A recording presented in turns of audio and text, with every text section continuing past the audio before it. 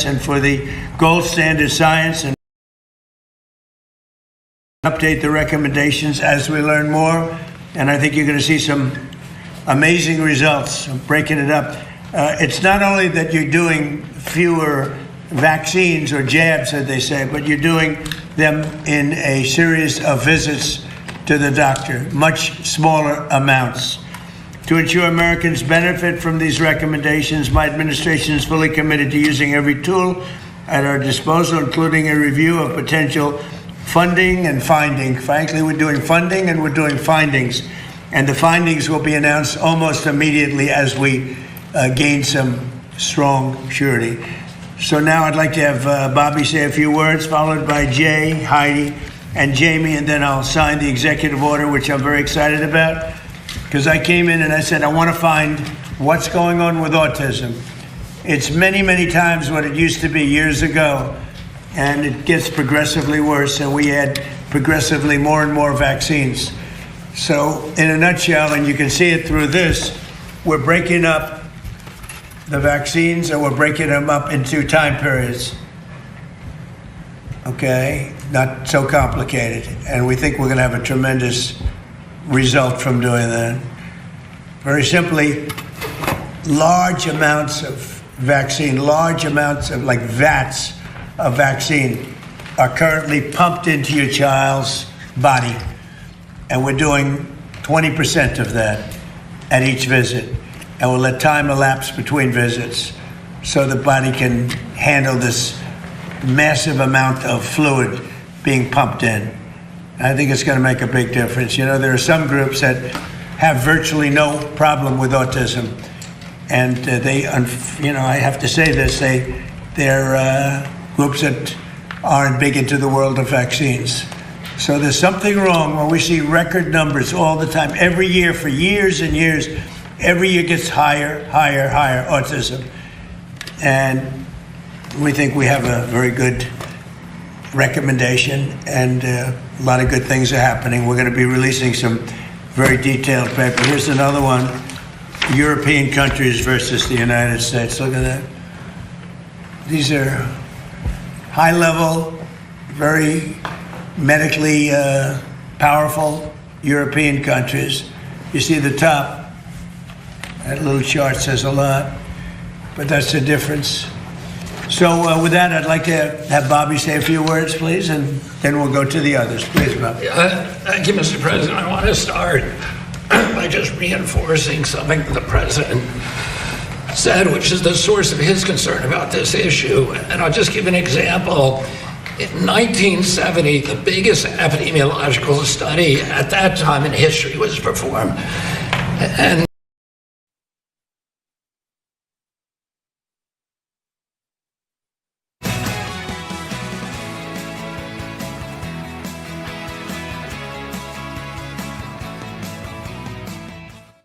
Thanks for joining us here on All Day Live. I'm Courtney Godfrey. Picking up where Rob Olson left off in the last hour, we are listening live to Minneapolis City Council meeting of the whole, where they're taking up the issue of the Heritage Park apartments. These are low-income apartments in Minneapolis that have a lot of problems. We've reported heavily on the mold and just lots of issues, lots of things that need to be repaired there. And the City Council is authorizing an award of $2.5 million to help people relocate and get all that stuff done. It, of course, has to be approved first by the Committee of the Whole. So let's listen in now, because the City Council members are talking about this live. And Abdi, we're Siamese cheesing and happy and everything. Oh, we just built a new sustainable housing with solar panels and this, that, and the other on South Minneapolis. But according to your mission statement, you said that you were there to protect, preserve, and partnership and all the rest of this stuff with Minneapolis Public Housing Authority. That preservation means taking care of the stock you already got. How you planning for tomorrow when you didn't do anything about today? Doesn't make any sense at all. It's absolutely disrespectful. Affordable housing and public housing is not a sentence. And their health and well-being is not discounted because their income is low. MPHA needs to get their shit together. That's all I got to say. The end. All right, thank you, Councilmember Warren. I have myself in queue. Director Hansen, thank you for the presentation. Could you just walk through a little bit on how this policy was developed with your team and then kind of the real-time on-the-ground considerations in making it? Yep. Chair Chowdhury, good questions. So if you recall, and if I can, I'm going to comment on some of the Councilmember Warren's observations here. Back a month ago, we were in front of you with an emergency situation. And when I spoke to you about that, we were talking about something with incomplete information. We knew that it was evolving. The situation at Heritage Park was evolving, and we needed to make sure that there were resources available for people who wanted to go. I will agree with the council member on the conditions of the buildings. I talked about the threshold question of, are the buildings worth saving or not? We have still not been to a definitive, can we save the buildings or not? I think we're on the side of the fence where we can, but I can't give you with total confidence that we can save the buildings. And to that point, that means that there is no habitable unit. And so when we were working at getting that resources, which I want to, thank you for trusting staff to come to you and working through stuff with incomplete information in an emergency. We then started to go to work, and we had Director Sayer here at the council meeting to talk about the coordination group that was stood up immediately after the COW meeting that I spoke with you. And that has been working and doing some assessments about what's happening. And that's where we uncover that under our current policies, we do not have the authority to provide relocation benefits unless we come back to you with this policy. So that's the reason we're here. And that was through that coordination group that includes, at points, the emergency management department, the other ancillary departments that were in that coordination group, like NCR or Neighborhood and Community Relations or Regulatory Services or the Health Department, as well as prominent CPED leadership and the city attorneys.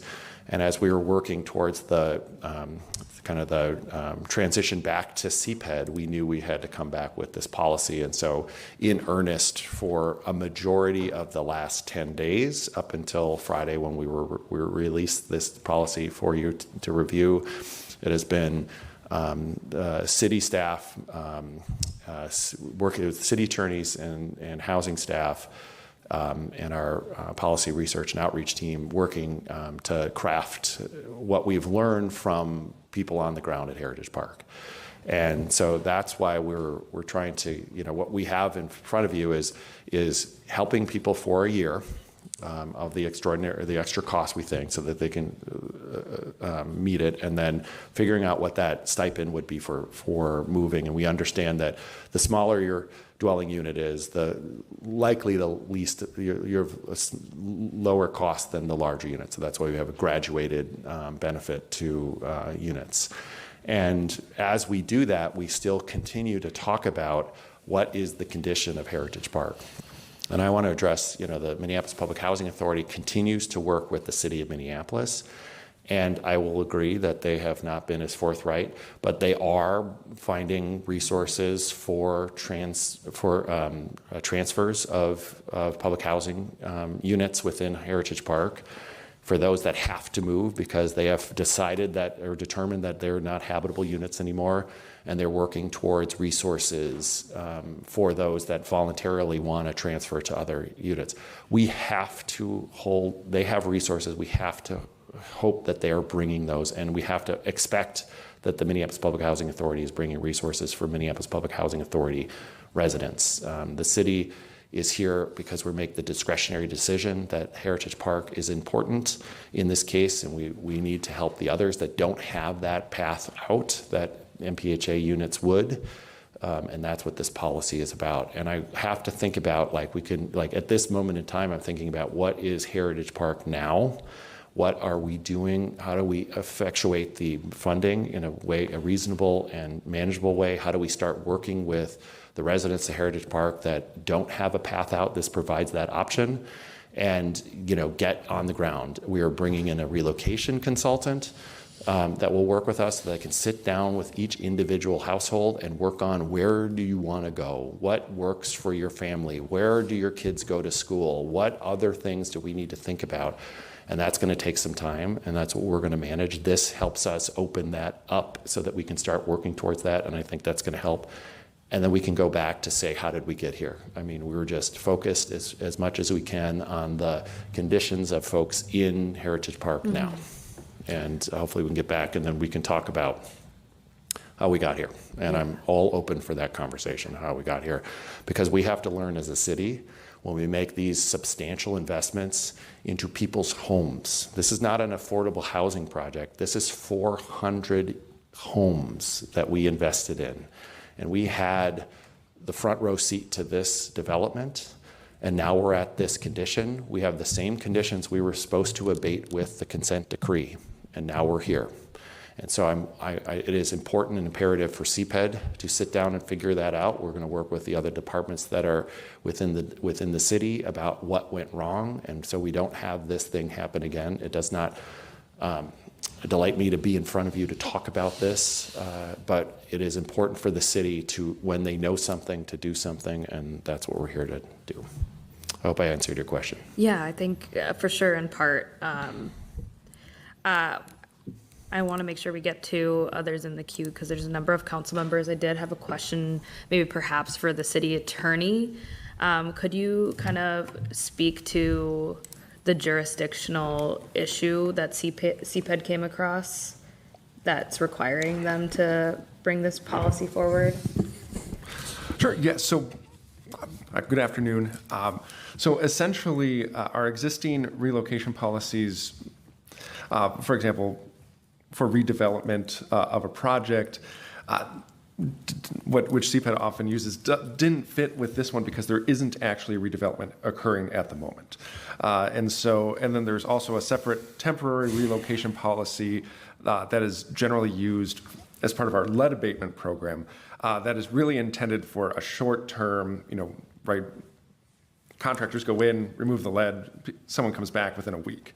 And neither of those seemed feasible here, where the overall condition of the property and what the long-term plan is still unclear. And so looking at those existing options, there wasn't anything that fits squarely in this need of a voluntary relocation of an undetermined duration. And so that was where we just did not think either existing policy would work, and it would be better for everyone, and I think provide a lot of clarity, frankly, for folks within Heritage Park to understand what the potential benefits would be, and have some clearly defined standards and benefits for how those determinations would be made, instead of trying to just kind of cobble together something through two policies that don't really fit this scenario. Okay, that's helpful. I definitely think it opens up other questions. My last thing, and then I'll pass it on, is what I see attached in the LIMS file in the RCA is not a typical policy format that we see. We usually see a policy resolution or an ordinance. Could you speak to what policy format this is that we are passing or voting on?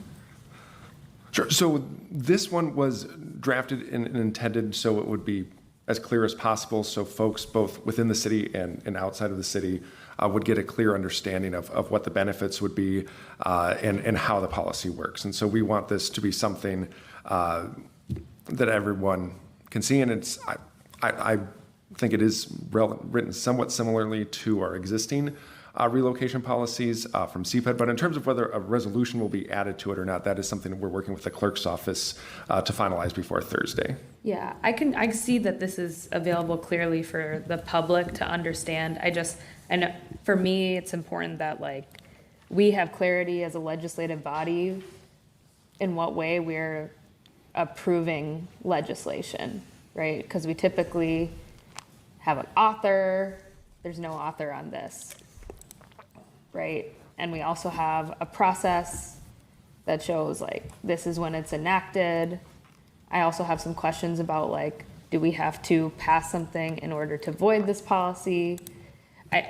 We are using the term policy really broadly, and up here, every time we've had a policy discussion, it had to be really clear in terms of, this is the type of, it's a policy resolution, or it's an ordinance, or it's this specific thing.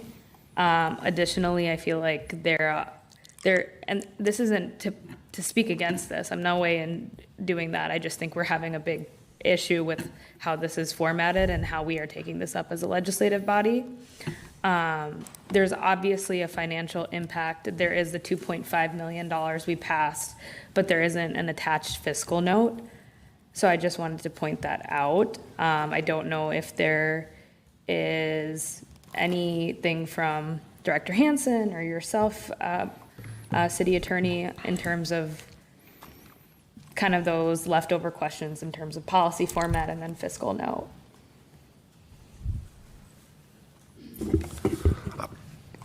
As to the policy format, I think this is similar to other CPED policies, but we can certainly look at that and get back to you. Yeah, that would be helpful. On the formatting. I hear that you're saying it's similar to others.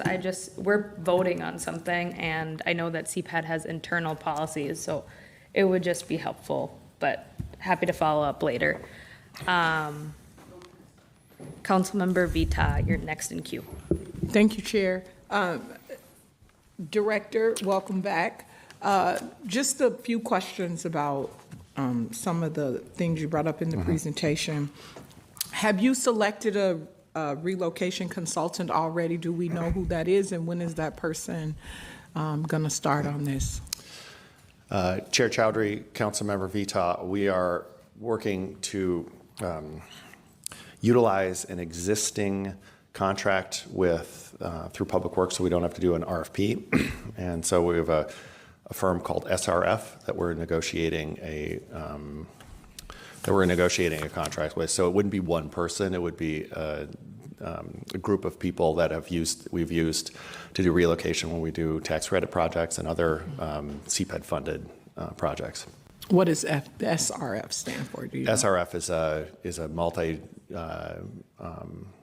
jurisdictional or multi expertise firm that does engineering, land planning, helps with housing projects. They're I don't know how to define them. They used to be just purely engineering firms. They've now expanded their work. It's not uncommon for companies like this that have typically, unfortunately, have three-letter acronyms, and SRF is one that's been around for a while and has bought other companies that have done some of this work. So they have some expertise in relocation assistance. Okay. But we need people. We just need, to be honest with you, we need people that can just sit down with the households and work through their issues. And we think that's going to expand our ability to do that quickly. Yep, I appreciate that. I'm just looking to make sure we have a trusted source, right? Like, I get it that we have a history with this group, and that's helpful, but I also want to make sure that the people who live here feel comfortable approaching the folks who they need to get. Housing is very intimate, right? Mm-hmm. Like, these are people that you have to talk to about everything. So I just want to make sure that whoever you select is, and I certainly understand the process of an RFP and how long that can take and delayed, but I just want to make sure whatever choice that CPED makes, that these are trusted folks who we can rely on to be accepting and helpful to people around the needs they're facing, especially when you're saying things like, it's going to be a lot of things. It's going to get complicated. It's housing, right? Like, these are 1-bedroom to 5-bedroom units. These are people who, may have questions about things that existed when they didn't exist when they moved into Heritage Park. So just looking for a level of comfort from whoever is going to be this relocation consultant. My next question is, it seems like the numbers changed since we talked originally when you gave the presentation and you told us the 2.5 million would go to assist with that. The number was shocking. It was like over 600 people and 200 families that needed to be relocated. What is the number now, you think? Councilmember Chaudhry, Councilmember Vitaw, yes, this is the part of the conversation we were having with you about like having imperfect information. Yes. And as we are putting together, learning about the powers we have under the existing policies and the need for the policy that's in front of you, that's when we looked at which agencies would then provide assistance. And MPHA, that's where we got a better understanding of who was in there. There's still 211. One household has left since the last time I was here, so it was 212 when I was back here. That's why you heard me say over 380 people, because I don't know how many people were in that household. We said 385, 386 the last time I was here about people that were in there. From our work in the last month, we have been able to discern that 128 of the households are MPHA units of the occupied units, and the remaining 83 would be eligible for this benefit. Okay, and so I don't 83. know, and 83 households, I don't know how many people are in those households. I didn't do that analysis. But I will tell you, to your point about SRF and relocation, I expect 83 complex conversations. Absolutely. You have been listening live to the Minneapolis City Council meeting of the whole, where they are discussing issues. Lots of maintenance and cleaning needs to take place at Heritage Park Apartments. It's an affordable housing apartment complex in Minneapolis. The City Council awarded a $2.5 million affordable housing trust fund to address immediate health and safety issues and to help relocate individuals into new housing. But the city attorney's office has informed them that a voluntary relocation policy needs to be established to facilitate that relocation. So that's what's happening there. As you heard city council members just asking additional questions about how this will play out. We'll dip back into that if it continues, and we'll let you know where the city council lands. But I do want to switch gears here because we have a guest waiting on the line. And this is to news out of D.C. The federal farm bill has stalled in Congress, leaving farmers facing uncertainty over everything from crop prices to federal support. We're joined now by a professor of agriculture business management at the University of Minnesota to break down what this all means. Nathan Holinsky, thanks for joining us. Yes, hello. Again, I'm Nathan Holinsky with the University of Minnesota. And as you mentioned, our Senate in DC has failed to pass the discussion on what happens next with the federal farm bill that typically gets passed every 5 years. Yeah, so from what I've been reading, they'll vote again in September. But what does this mean for farmers here in Minnesota, the fact that a committee could fail to advance the current iteration of the farm bill? Yeah, the Farm Bill is a very large package that has a lot of support for farmers. I also want to reiterate the largest title, the largest section of the Farm Bill is with nutrition assistance. There's multiple different types of nutrition assistance, but some of the food stamp funding comes out of this Farm Bill. So a lot of that funding is going to get delayed, or it's not going to get, we don't know what it's going to look like after September 30th, that is the official deadline for the current farm bill that we have. Yeah, so talk to me about the SNAP funding, because there are new rules in this version of the Farm Bill. A provision from last year's budget would make states with high SNAP payment error rates pay part of the cost of benefits. Explain. Yeah, that is the biggest sticking point that we have in DC, is that some in the Farm Bill negotiation process want states to pay more of the funding for some of this food assistance. Some of the other negotiators in this Farm Bill discussion want the federal government to pay the vast majority of this and not have the states kick in as much funding. And that's the debate. That's the negotiation process that is going on. The package that was voted on last week that did not proceed to the next step had states with this higher error rate paying more of the share of the food security payments that would be authorized through the federal farm bill. And now that it's stalled, they'll have to renegotiate what that percentage looks like and just what the funding looks like to make this pass moving forward. So with the bill stalled, will SNAP beneficiaries be impacted at all?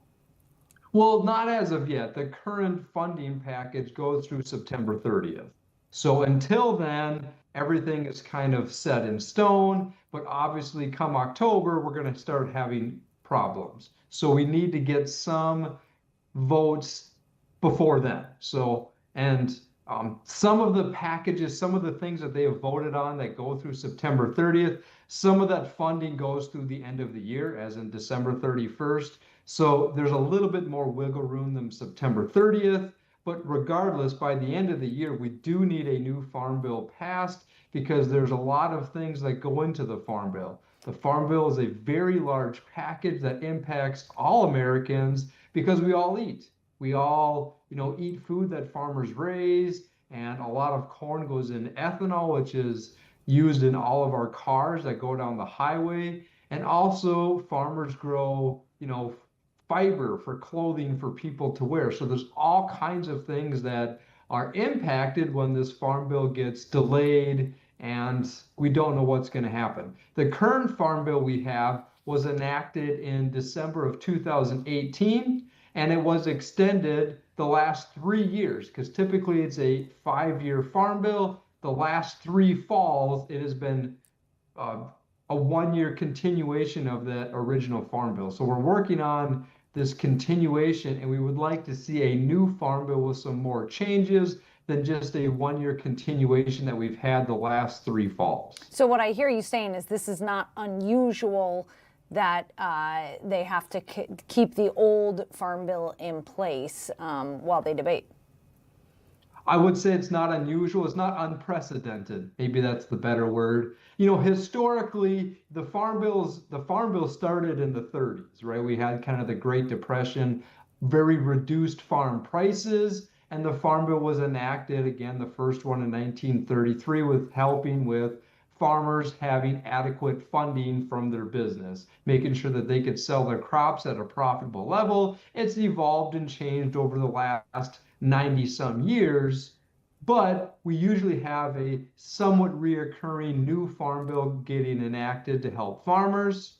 Again, the last 3 years, we've just been extending the 2018 farm bill, but 2018, we're pushing, 8 years ago. The farming industry has changed, right? With everything that we have in society, things change over time, and it may be time to have some of these farm bill packages and the 12 different titles of the farm bill, some new verbiage in there with just some updates to make sure we're covering, proper farming practices and also some of this nutritional component of the farm bill, which is approximately 75% of all funding in the farm bill is with nutrition and not directly relating to farming, growing practices, and farm safety support.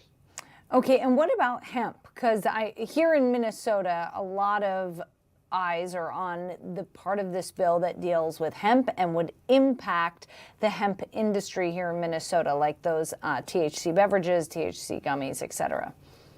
Yeah, hemp there's some language in the farm bill on who can grow it and what we can all do with it. That started with this 2018 farm bill. Before that, it was kind of an unauthorized product, where now again it's going to be able for farmers to grow, and there's new marketplaces, like you just said, some of these THC products that are out there that have come out the last 8 years, and part of that is with this farm bill allowing farmers to grow new crops and creating better environments to market and use those crops in terms of people's consumption.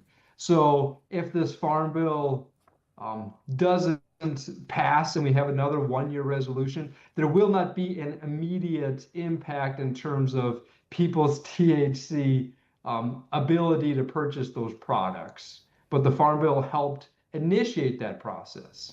And the Agricultural Business Management Division at the University of Minnesota, once a new farm bill passes, you guys always have an informational meeting to help Minnesota farmers understand what's in the new package. Can you talk to me about what you guys do there?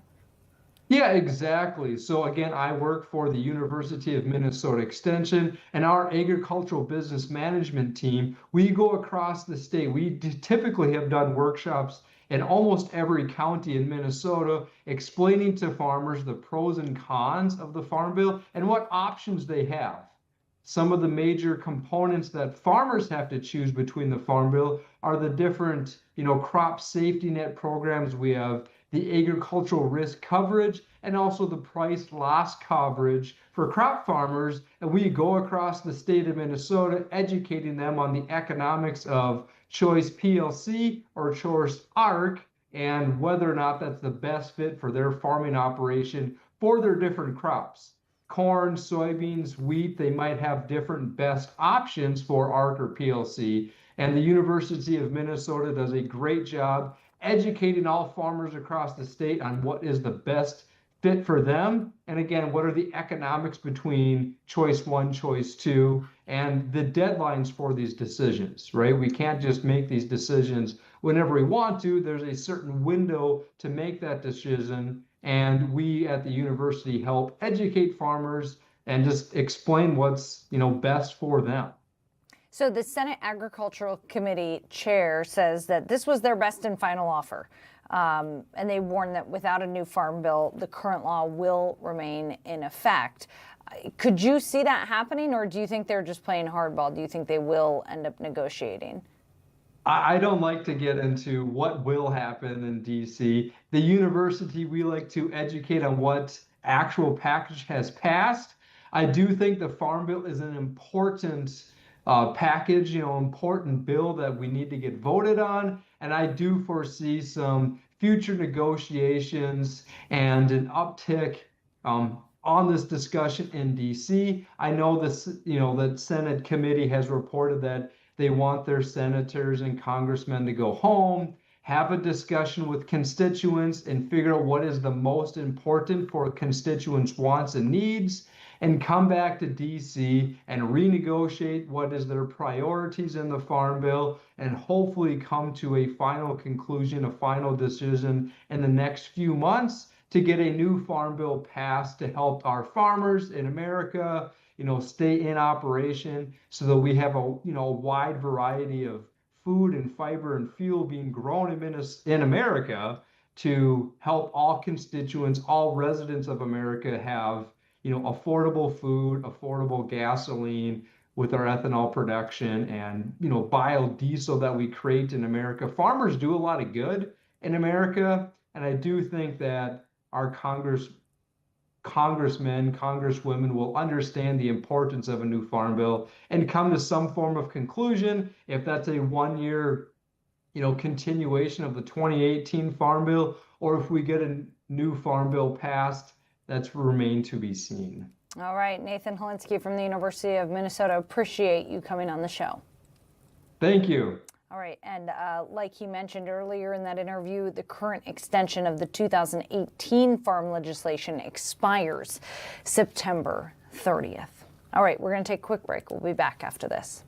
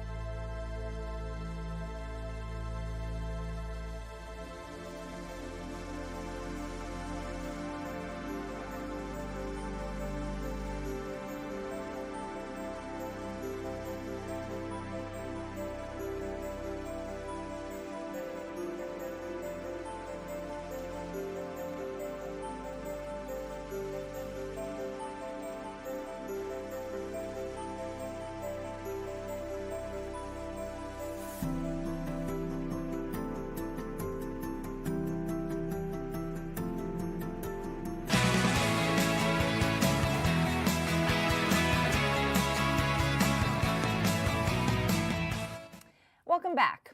Isanti County is the latest Minnesota community to move away from flock cameras, with the sheriff's office now ditching the license plate reader system. Sheriff Wayne Cyberlick joins me now. And Sheriff, you guys did a free trial of the flock cameras and are deciding not to continue with them. Why? That's true. We did. We started a free trial in the middle of April, and we ran it through the end of July. And the reason for the trial was because I wanted to, other than social media, find out what do these cameras actually do, what's the information associated with them, and can they be a benefit to the citizens of Isanti County as far as public safety. And in the trial, I'll be honest with you, we have not seen any of the negatives that are on social media. As far as we've never found a credible source that said that Flock is giving this information to a third party. We have yet to have a single resident in Isanti County say that they are a victim of government overreach because of a Flock camera or a system. We know, because we use the system for the last 3 months, that there is no private data associated with the image of the vehicle that the Flock cameras are capturing. And we're getting a lot of information, more than we realize, as far as like what's actually coming into Isanti County. Some of the numbers that I gave were through the month of July, and we had over 5,000 plates that came back to an owner of a vehicle that was listed as revoked. Now, and again, it doesn't tell us who the owner is. It just says that this plate is flagged as a revoked registered owner.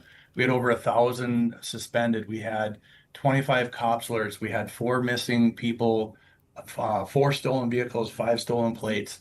So without the cameras, we would have had no idea how much, I guess, problematic things are coming into Isanti County.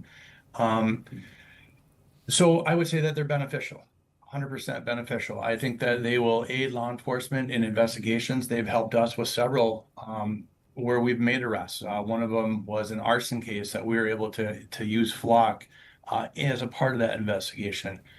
We've been part of, we have not located, but we've been part of silver alerts where individuals have gone through our county. We've recovered a stolen plate on a vehicle that came into our county. So there are uses. Why we're stepping away from it really has nothing to do with the public's perception of what these cameras are. And I don't mean that to be offensive to anyone in any way. Like I said, we just have not seen anything that would substantiate the fears that people are seeing right now. We would be stepping away from it for 2 reasons. Budgetary, number one. It's not real expensive. For us to keep these 8 cameras that we have in place, it would cost $24,000 in that first year contract. However, I also have to look at the efficiency. And when we take just the numbers of July, there were over 7,000 alerts to our agency coming into Isanti County. And if you break that by 30 days, we're receiving over 230 alerts a day. And we don't have the staff to keep up with all of the things coming into our county. So we have 3 deputies that are covering 452 square miles for our county. We simply can't be everywhere at one time. So if we do get stolen vehicles into the county, we could try to intercept those and find those vehicles if we're in the area. But the truth is our officers are so busy taking calls that I don't know that we could use this system to its full capacity. And if we can't do that, then why would we pay for a system that we're not using fully, if that makes sense? It makes sense. Wow. Yeah. Quite the explanation there. Okay. So you have found that it helps in solving crime, but it's just almost too much, it sounds like, for the staffing that you have added with the cost.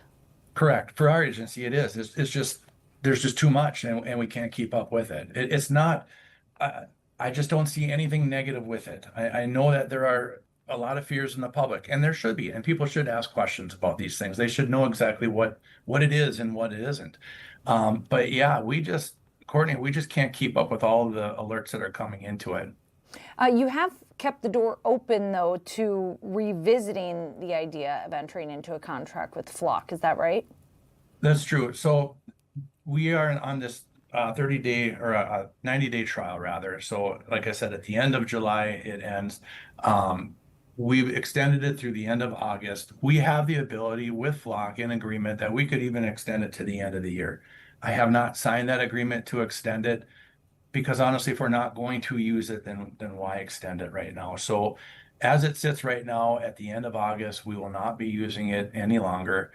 If the cameras are still up, we won't be accessing the data. We'll just basically be turning it off to our agency.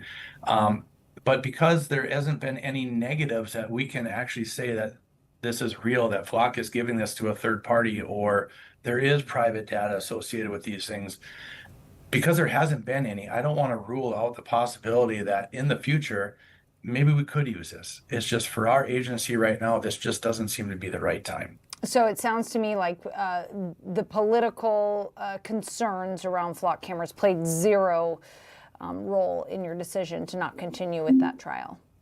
Yes, and that's not that I don't listen to the concerns. We listen to everybody. But I mean, to put it in simplest terms, I'm a cop. Everything I do is based on fact, right? We don't arrest somebody without probable cause. I wouldn't go to a jury unless I had evidence to present to the jury. That was the point of the trial. Let's find the evidence in real life, not social media. What is it and what isn't it? And we just haven't found anything negative in our trial. Did you hear from any residents who were concerned with the fact that you were trialing this technology? Constantly. Yep, constantly. I mean, to the degree that I actually had death threats. I mean, so there are some very, very angry people out there. And then there are a lot of people that I have talked to that are 100% in support of this. One of the things that I've noticed is the people who seem to be most vocal against it seem to be on social media. A lot of the people who are in favor tend to have those conversations one-on-one or in person over the phone calls, because you can see what happens on social media. If you are going against the narrative, they'll attack you. They'll go after you. So a lot of people don't put their opinions on social media if it's outside of what everybody is seeing. Do you think that this flock technology can work as well when you have communities like yours backing out of the program? Do I think it would work as well if they're backing out? Yes, because you've got criminals that, like you said, are crossing into your county lines, then you get alerted, the technology then can track them better. Whereas if the cameras aren't in Isanti County, they won't be able to track the car when it's in your county. That's true. So, and I want to be careful with the word track, because a lot of people think track means it's following you. And the cameras that we have are Falcon cameras. They're stationary. They literally take a picture of the back of the plate and the exterior of the car. They don't have facial recognition. They don't monitor speed. They're not sound activated. So as far as track, once a vehicle passes that camera, where it goes beyond that, we don't know. And that's a part of the problem with the efficiency, is trying to find the vehicle after it passes that camera, because you don't know which direction it's gone. But yes, to answer your question, if we pull out of this as we're doing, every county surrounding Isanti County has these cameras. So if somebody leaves one of the neighboring counties and they come into Isanti County, we're not going to know, because they're designed to pick up vehicles that are coming into your jurisdictions, not necessarily leaving. Does that potentially leave Isanti County vulnerable, where people might know that, hey, Isanti County doesn't have cameras? It's possible, but that would be speculation, and we won't really know the answer to that. It's an interesting discussion. Sheriff Cyberlick, I so appreciate you coming on the show. Thank you.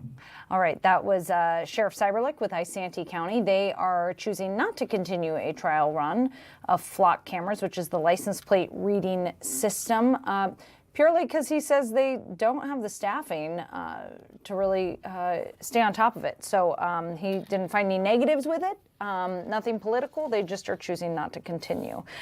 All right. Shifting gears here, that city council meeting that we were listening to at the beginning of the show, we're going to dip back into that, because the city council continues to ask questions about this relocation plan for the Heritage Park apartment residents. That is a affordable housing apartment in Minneapolis that has had a lot of issues, health and safety issues that we've covered extensively here at Fox 9. The council has authorized an award of $2.5 million for remediation and for relocation, but the city attorney's office has advised that a voluntary relocation policy needs to be established, and that's what's being discussed here. But there's some interesting back and forth among city council members that we want to dip into again live. Take a listen.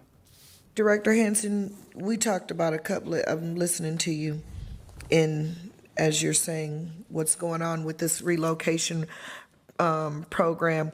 SRF firm is currently getting ready to be paid $400,000 by the city of Minneapolis to be a fiscal agent. They're only providing about 2 staff people to support with the assistance in relocation when in North Minneapolis, currently, specifically in Ward 5, we have organizations like Al Maun, North Point, and the Urban League Twin Cities who are able to support the residents, who've been working with the residents because this is a predominantly Black and Muslim community. So it would be beneficial for them to work with individuals who are connected directly with their autonomy if the city's relocation plan provides assessment services that consider schooling, transportation, household preferences, housing availability, and all of these very human-centered approaches around autonomy.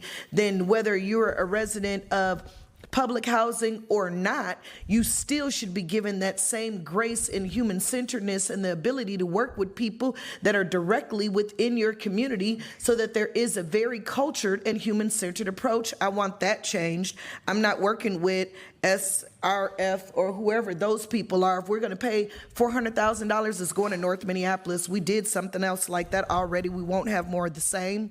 Next thing with this, because the other component in this is that they can't articulate, the residents who are having issues around saying, yes, I want to move, is because they're constantly being lied to by everybody.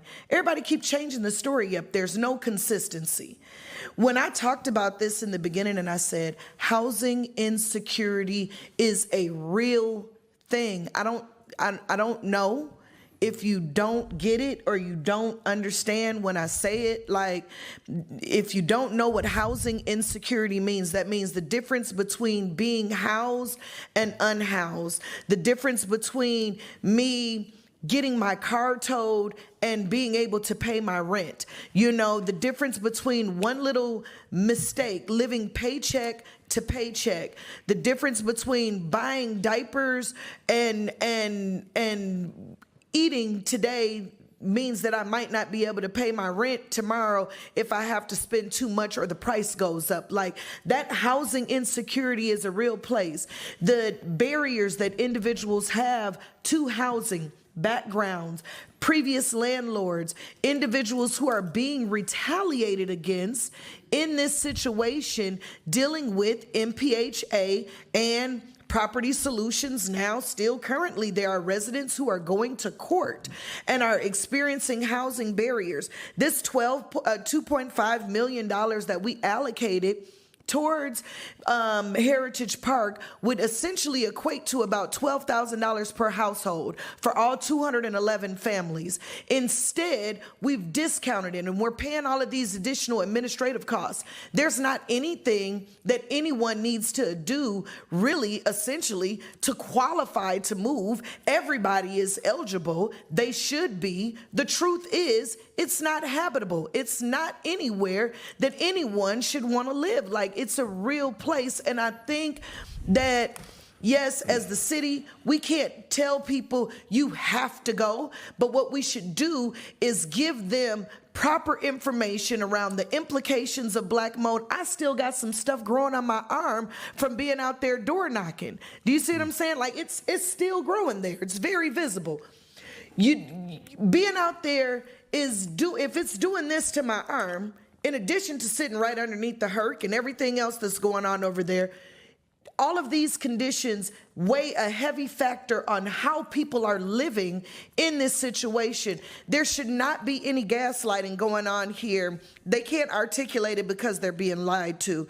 And the residents have a community meeting every Tuesday. I know, because I go. And they're working with organizations like North Point, like the NAACP, like Zara, Holistic Healthcare and Wellness. Those are people that are centered in the needs in the community, and they've come forward. We've tried to, make warm introductions and transfer, because people are essentially going to want to talk to someone who looks like them and understands their struggle and where they're coming from. Not whoever these SRF people are. I'm sure they're nice folks. Great, thank you. I ain't seen them not one time. And no information has been even provided to me to make a warm introduction of, hey, community, here's some people that are coming that are not going to examine you like lab rats. When we're talking about human-centeredness and we're looking at assessing community members' needs. This is not, you know what I mean? We don't want people picked apart. We got folks that are experiencing some real serious challenges. When you're going through transition and transitional change, anything could cause CPS to get involved in your life. Anything could cause anything to happen, right? So the delicacy that we've already placed and put things in place within our community of North Minneapolis in its exactness, it's important that the city works with the community in that position. North Point's Black Social Worker Network, Dr. Bravado, all of these wonderful individuals, our Fremont Clinic, North Memorial Hospital, all of these individuals are ready and prepared to do a very human-centered and holistic approach with these residents. I appreciate all of this stuff. It's great, but I don't know who SRF is, and that frightens me. And I'm sorry, I have to say that. And paying them $400,000 also frightens me, because that's taken away from the residents. That's over 15%. When it was, when it was Operation Metro Surge and we gave all of that money to, it was over $3 or so million or whatever to, $6 million we gave to the agencies over South to help with rental assistance. They charged a 5% administrative fee, right? Why are we paying so much money to SRF? That just doesn't make any sense to me. So the residents to the community have been having a meeting. It is a division because it's public housing and the non-public housing individuals who have housing choice voucher stuff. I get it, 83 households. We have more than enough to help 83 households, but we also have enough to help 211 households too, with $12,000 essentially per household, $11,889,000 per household could help them. And if we did a 5% administrative fee, that would be $125,000, and we could pay that to somebody, because all they're really doing is paying for accounting and bookkeeping. The people who need help need housing supportive services and things like that, application fees and what have you. The money is there. It's how are we managing it, how are we using it, but we do have more than enough. Essentially, that would be about $4,000 a month would be enough to help a family stabilize itself. And I think that on top of whatever their already acquired income is, I think they would be okay. I don't see that as an issue. If I had an extra $4,000 a month, I'd be okay too. So I think they'll be just fine if everybody spreads the wealth evenly across the board and starts using yardsticks and whatever else, because like I said, the 128 people are the people who really need the support. And I know MPHA has a job, but at this point, I don't even think those people show up for work. I left a message at their voice answering service. They got an answering service, Eric. When you call, you can't reach a real person. And they still haven't called me back. And it's been weeks. So I don't know how they're responding to the needs of these people. And I understand that someone is there providing what they call a relocation packet for individuals who have housing choice vouchers on Tuesdays and Thursdays. The city is there. but that's not the same as what's called a transfer packet.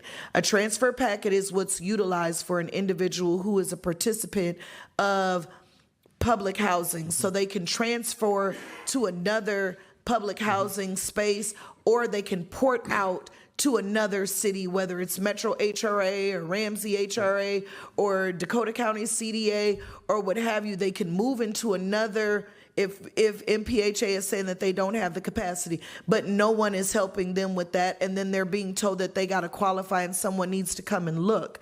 It just is not making sense to me. And I wish that everyone would really get their act together, because this is ridiculous. But I don't agree with SRF. I don't agree with giving them that $400,000. That doesn't make any sense to me, because I don't know what they're doing with it. They should already have accountants and people who do, Salesforce or however they're utilizing their client-based service record data keeping stuff should already be in place. It's not like they're buying new software or whatever else. If we're going to allow for something like that to be done, we probably really need to invest in putting that in North Minneapolis directly, because this is just the tip of the iceberg. Everything else over there is going to need some examining too, right? So this is just the worst of the worst. So it would be better to have it in-house and get that stuff together over there. But this is, I don't agree with them at all for that. And the residents may not want to relocate, but we really need to give them stern advisement about the health. I'm really kind of feeling a way that our public health department has not come forward and talked about the public health and safety implementations that this living condition is having on people. And I would expect to have heard more of a statement from our public health department, besides the fact that there's mold in the air everywhere, because we know that. But this is black mold, and black mold has a different impact on your lungs and on your body. So on your entire well-being, right? And I'm just thinking about how that really needs to come forward. But if people stop gaslighting the residents and just tell them the truth, then individuals can make a well-informed, conscious choice, instead of a decision to think about whether this will be short-term or long-term, because this is going to be long-term. Heritage Park buildings cannot be rehabbed in 6 months, not in 8 months, not in 3 months. It will be more than a year's worth of work that needs to go on over there in order to bring it up to par. And the fact that we're spending money on air conditioning units and central air units over there to blow the mold spores around is just ridiculous. All of the HVAC units, the 168 of them that were placed in there over the winter when people didn't have heat, Eric, we know have to be replaced because they contain mold spores. Like, we don't want to hustle backwards.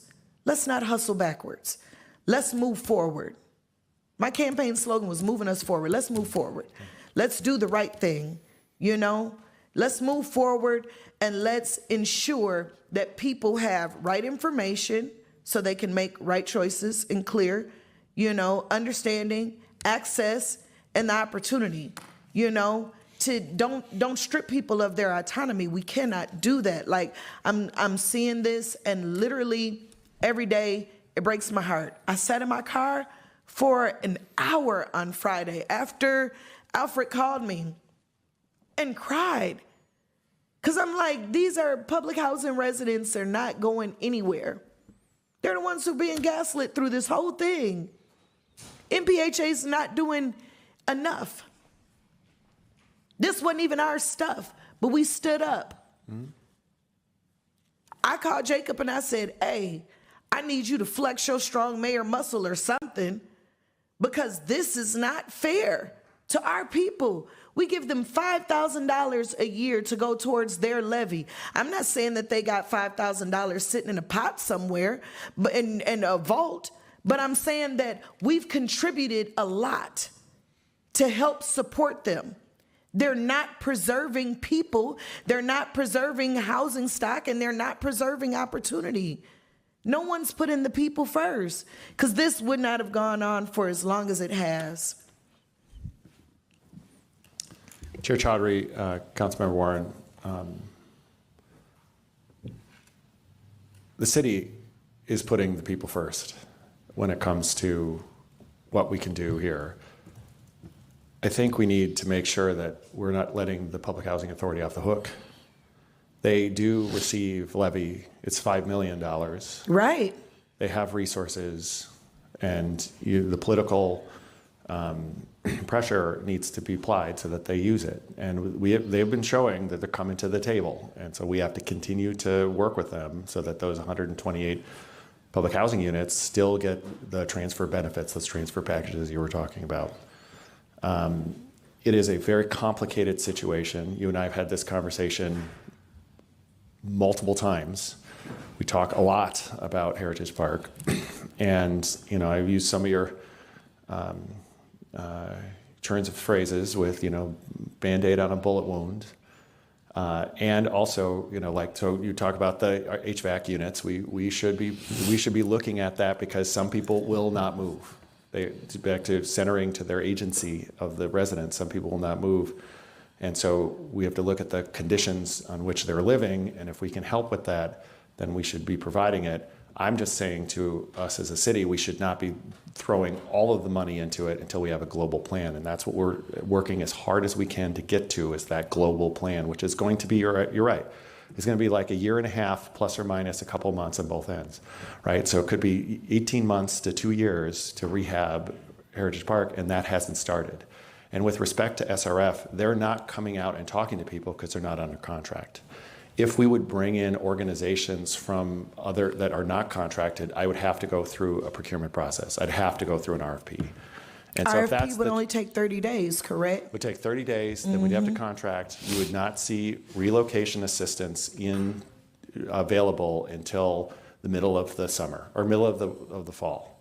And that is unacceptable for me. I think we need to be able to push this funding out as quickly as we can, and the staff and the team have come up with a way to do that.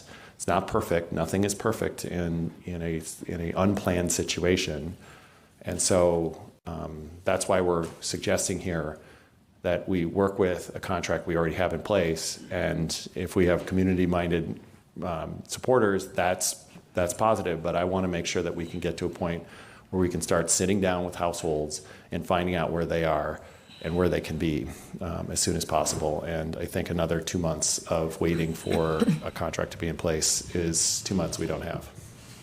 I hear exactly what you're saying. I have so many questions for this invisible company, this SRF. Yeah. Like, do you have any experience in working with minority populations? That's just like me going to go pick a realtor who I'm choosing to go buy a house with, and he has no experience working with a first-time home buyer.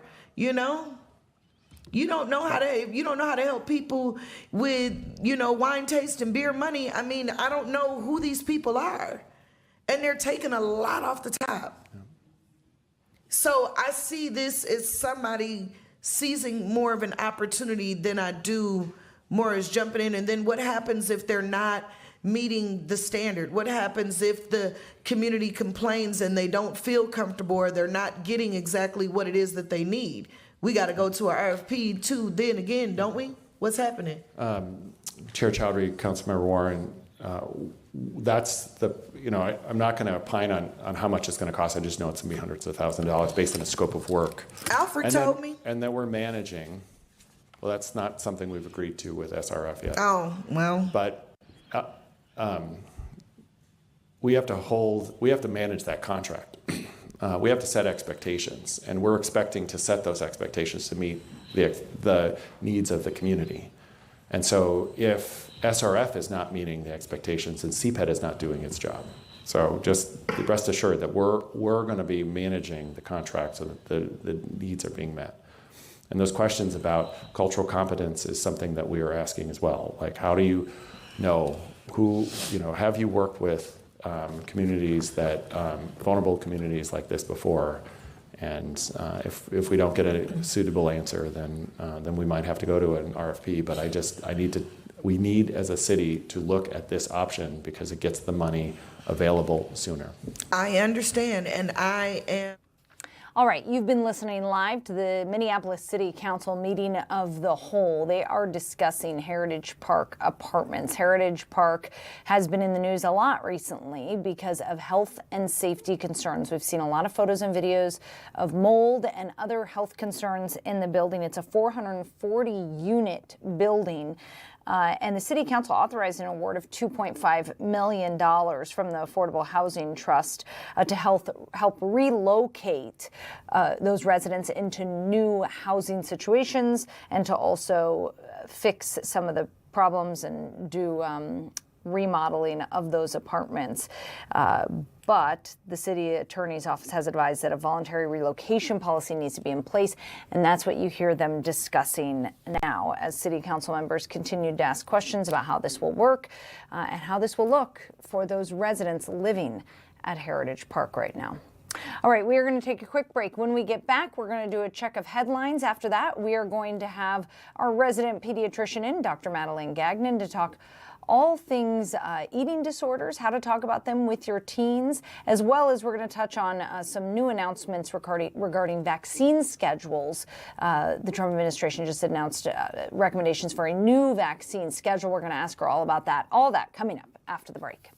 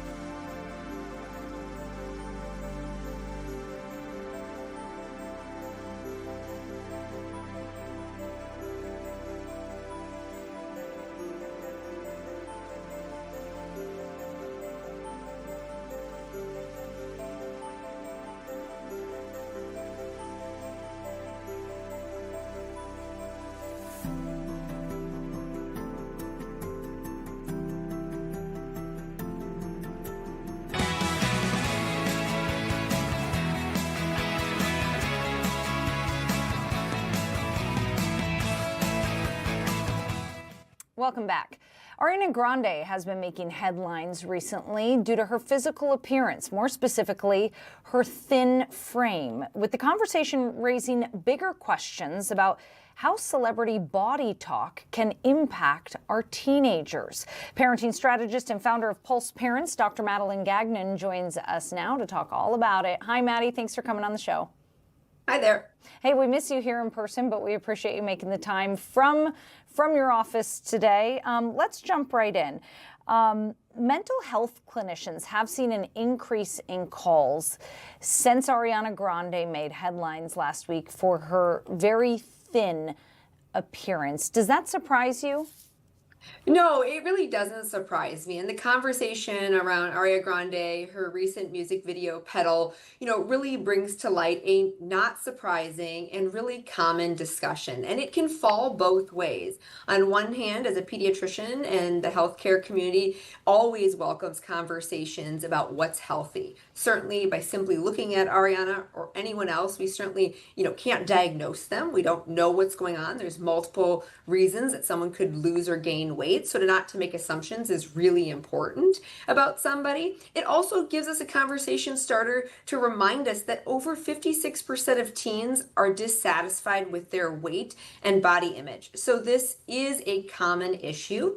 The other side of this coin, though, however, is the public scrutiny of Ariana and other celebrities continues to narrow that conversation about what is beauty, how should a body be, what are the set body types that are acceptable and not, and kind of gives that public message that it's okay to judge other people's bodies and appearances. So it can be, which can be a very difficult conversation, particularly for someone who may be struggling with appearing healthy for a variety of diagnosis reasons, including an eating disorder. Ariana Grande is so popular with young people.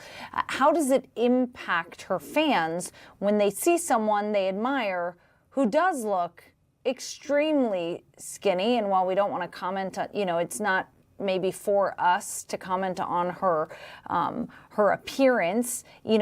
It's undeniable when you can see her bones, and she has young people looking up to her. What kind of impact do celebrities have on these teens? That's an excellent point, and a point that parents should capitalize on. It's as simple as saying, hey, to your teen or young kiddo in middle school, does this look healthy to you? Gosh, I'm worried about her. This doesn't look healthy, to your point in seeing kind of skeletal outlines underneath her skin. I think it enters an opportunity to talk about what is healthy. How do you have a healthy relationship with food? How do you have a healthy relationship with exercise? What type of clothes make you feel good and healthy about yourself? We do know, however, that eating disorders, aren't rare, unfortunately. Upwards of 3.8% of women will have an eating disorder at some point in their lifetime, and 1.5 to 1.8% of men. So boys are not spared from this conversation.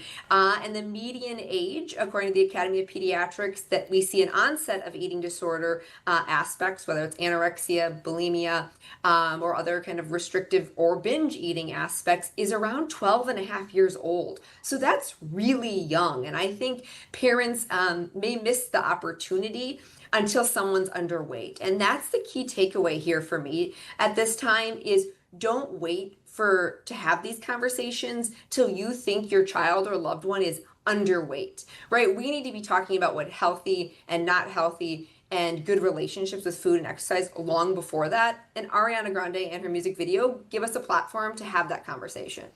Parents are tasked with encouraging their kids to eat healthy. You got to make sure that your kid gets a balanced diet, fruits, vegetables, protein. But then we're also tasked with making sure that they don't end up with body image disorders. How do you toe that line of telling your kids, hey, you should eat more vegetables while also not giving them a complex? I think that is a very difficult tightrope for any parent to walk. So first, I just want to acknowledge that as a parent, that feels confusing. As a pediatrician with someone with kids, that feels hard and confusing for me too. I think the biggest thing to anchor it in is about being healthy, feeling healthy. Do you feel strong? Do you look strong? Are you eating robust variety of fruits and vegetables and fats and proteins and sugars too, to help you feel like you're having a balanced diet. Because like so many things we've talked about, the secret often lies in moderation. How can we be moderate about the foods we're encouraging? We want our kids to eat vegetables. At the same point, I do not advise being entirely restrictive around sugar or sweets. There's a way to be moderate in that. Not only for the biochemical aspects of nutrition, but also, like you're pointing out, for the mental aspects of the narrative around this.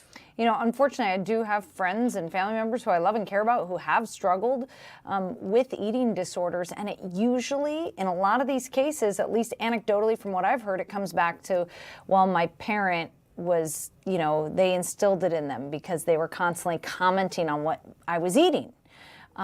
Commenting on what you are intaking, why is that dangerous as a parent?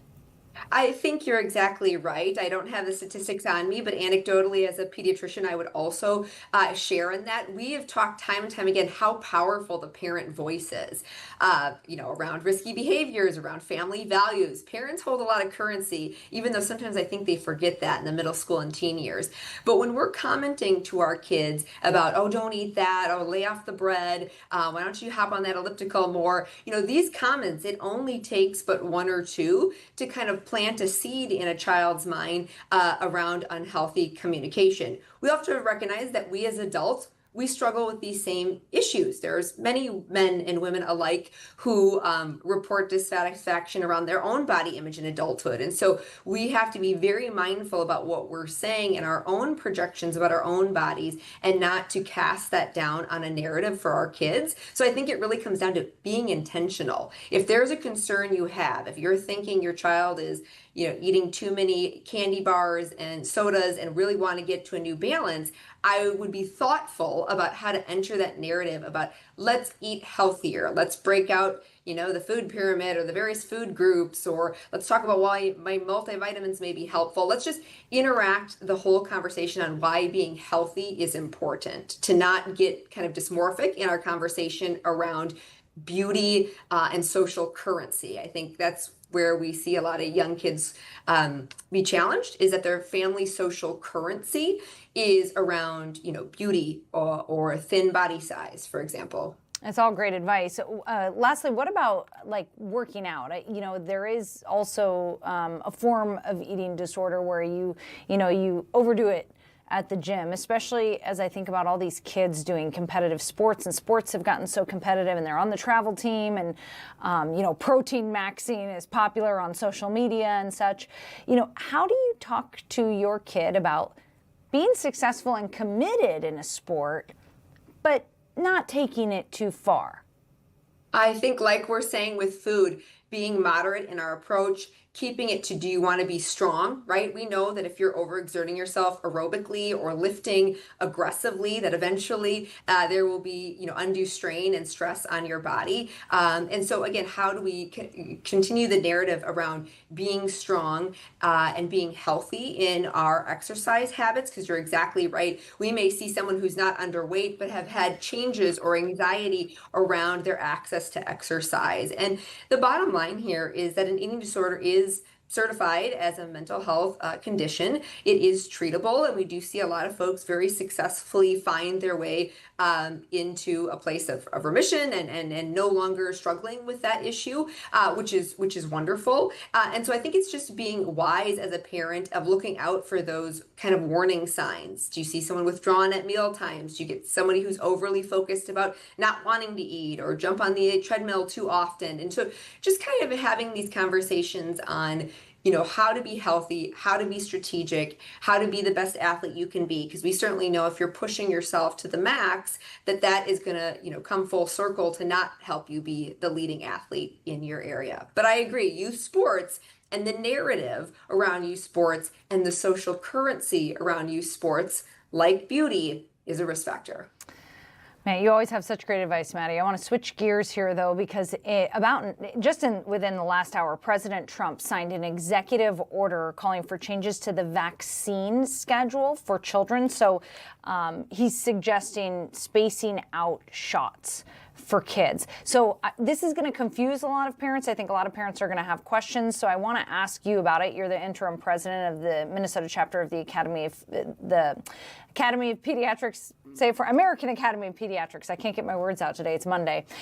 So I want your advice on this. So especially with the, we're talking about spacing out more shots into more visits, but also spacing out the MMR shot, the measles, mumps, and rubella. Just can you fill us in on what you think parents should know following this announcement? Yeah, the Academy of Pediatrics has been steadfast and very consistent in their approach to vaccination. So I welcome folks to check out the AAP vaccine schedule. It has remained the same for some time. And in that is the traditional vaccine schedule that we've known for many years. So that would not exclude things like RSV or rotavirus, for example, which was part of coming under kind of current review with the current administration. And, certainly from an access to vaccine schedule, things like the RSV vaccine or rotavirus vaccine can be really helpful in saving lives. We can have a perfectly healthy young baby who has no high-risk conditions get RSV, as we've covered many winter seasons, and become tremendously ill, in fact, sometimes even needing life support. So if those opportunities can be reduced by a vaccine, the Academy of Pediatrics, along with myself, would of course support using those opportunities. In terms of breaking vaccines, to get back to your question, there really has been no clinical research or data to support the breaking of the vaccines. In fact, from the lens of a mother and child, it often just means more needles and more opportunities to get shots, which is not always welcomed if you've had to accompany your young one to get vaccines. And the other aspect of that is the interval time between a vaccine. Let's say you broke up a measles and a mumps vaccine, you're going to have interval risk pattern of exposure to that virus that you didn't yet get. So unnecessary exposure as well. And at the end of the day, recent parental surveys have shown repeatedly that over 85% of parents trust their pediatrician or their family practice provider. And so I think that's where it really lies, going back to your family practice provider and having that conversation of what feels right for you, your family, and your kiddo. But I mean, if I walked into my pediatrician's office today and I said, I want to do an alternative vaccine schedule, I want to split these up, is it possible?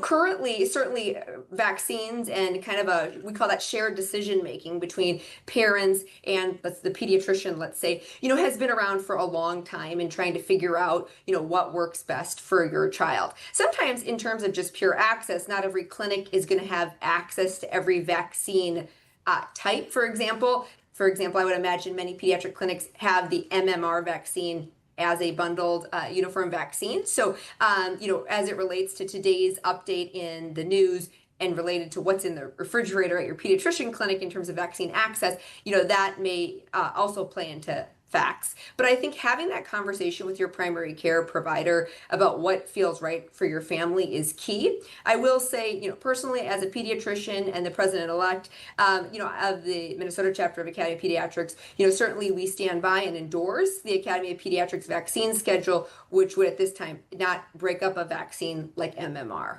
Okay, that's where the Academy still stands. We'll see if that changes with this executive order, and I'm sure we'll ask you about it if that day comes. Dr. Maddie, always appreciate you coming on the show. We'll see you again next week. See you next week. Thank you. That was Dr. Madeline Gagnon, a pediatrician at Gillette Children's, also a parenting strategist and founder of Pulse Parents. We're going to take a quick break. When we come back, we'll do a check your headlines. Stay right there.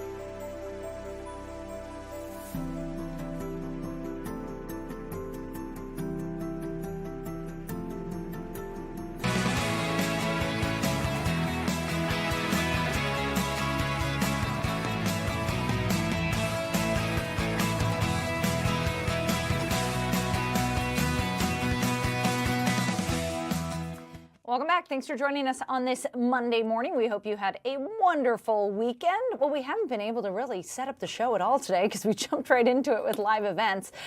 First of all, I want to let you know tomorrow is primary day here in Minnesota, so voters will be going to the polls across the state. Here at Fox 9, we're going to be having a special Election Day show.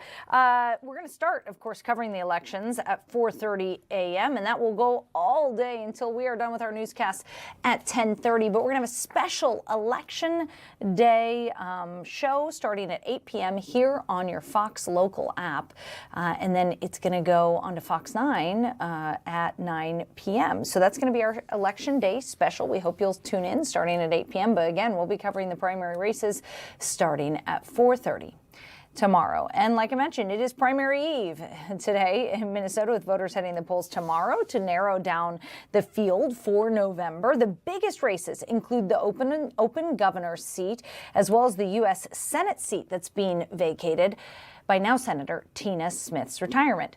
Also being watched closely is the Hennepin County Attorney's race, as several candidates vie to replace Mary Moriarty after she announced last year that she would not be running for re-election. Voters will also weigh in on some congressional races, attorney general, and key state legislative races, with some contests expected to be quite close. And up in northern Minnesota, the Superior National Forest is continuing to reopen after wildfires forced closures across that region starting in mid-July. The Forest Service says more than 70% of the Boundary Waters canoe area is now open, with more entry points reopening tomorrow and additional recreation areas and boat launches opening on Thursday. By Wednesday, more than 1,500 BWCA campsites will be available, while other areas remain impacted by suppression efforts and continued wildfire activity. All right, and we're also keeping our eyes on a press conference that's about to start in St. Paul, because there was a shooting this morning involving St. Paul police. So an investigation is now underway after police officers in St. Paul shot a person outside Regions Hospital this morning. Police say they were responding to a domestic assault call when they learned the person involved had left the scene, possibly armed. Officers later found that person near the hospital. The person was shot and taken inside for treatment. No officers were injured, so we're told. We are expected to get an update by St. Paul Police at 3:30, so we're just a couple minutes away from that. We're going to take a quick break, and hopefully when we come back, that press conference will be started. We'll be right back.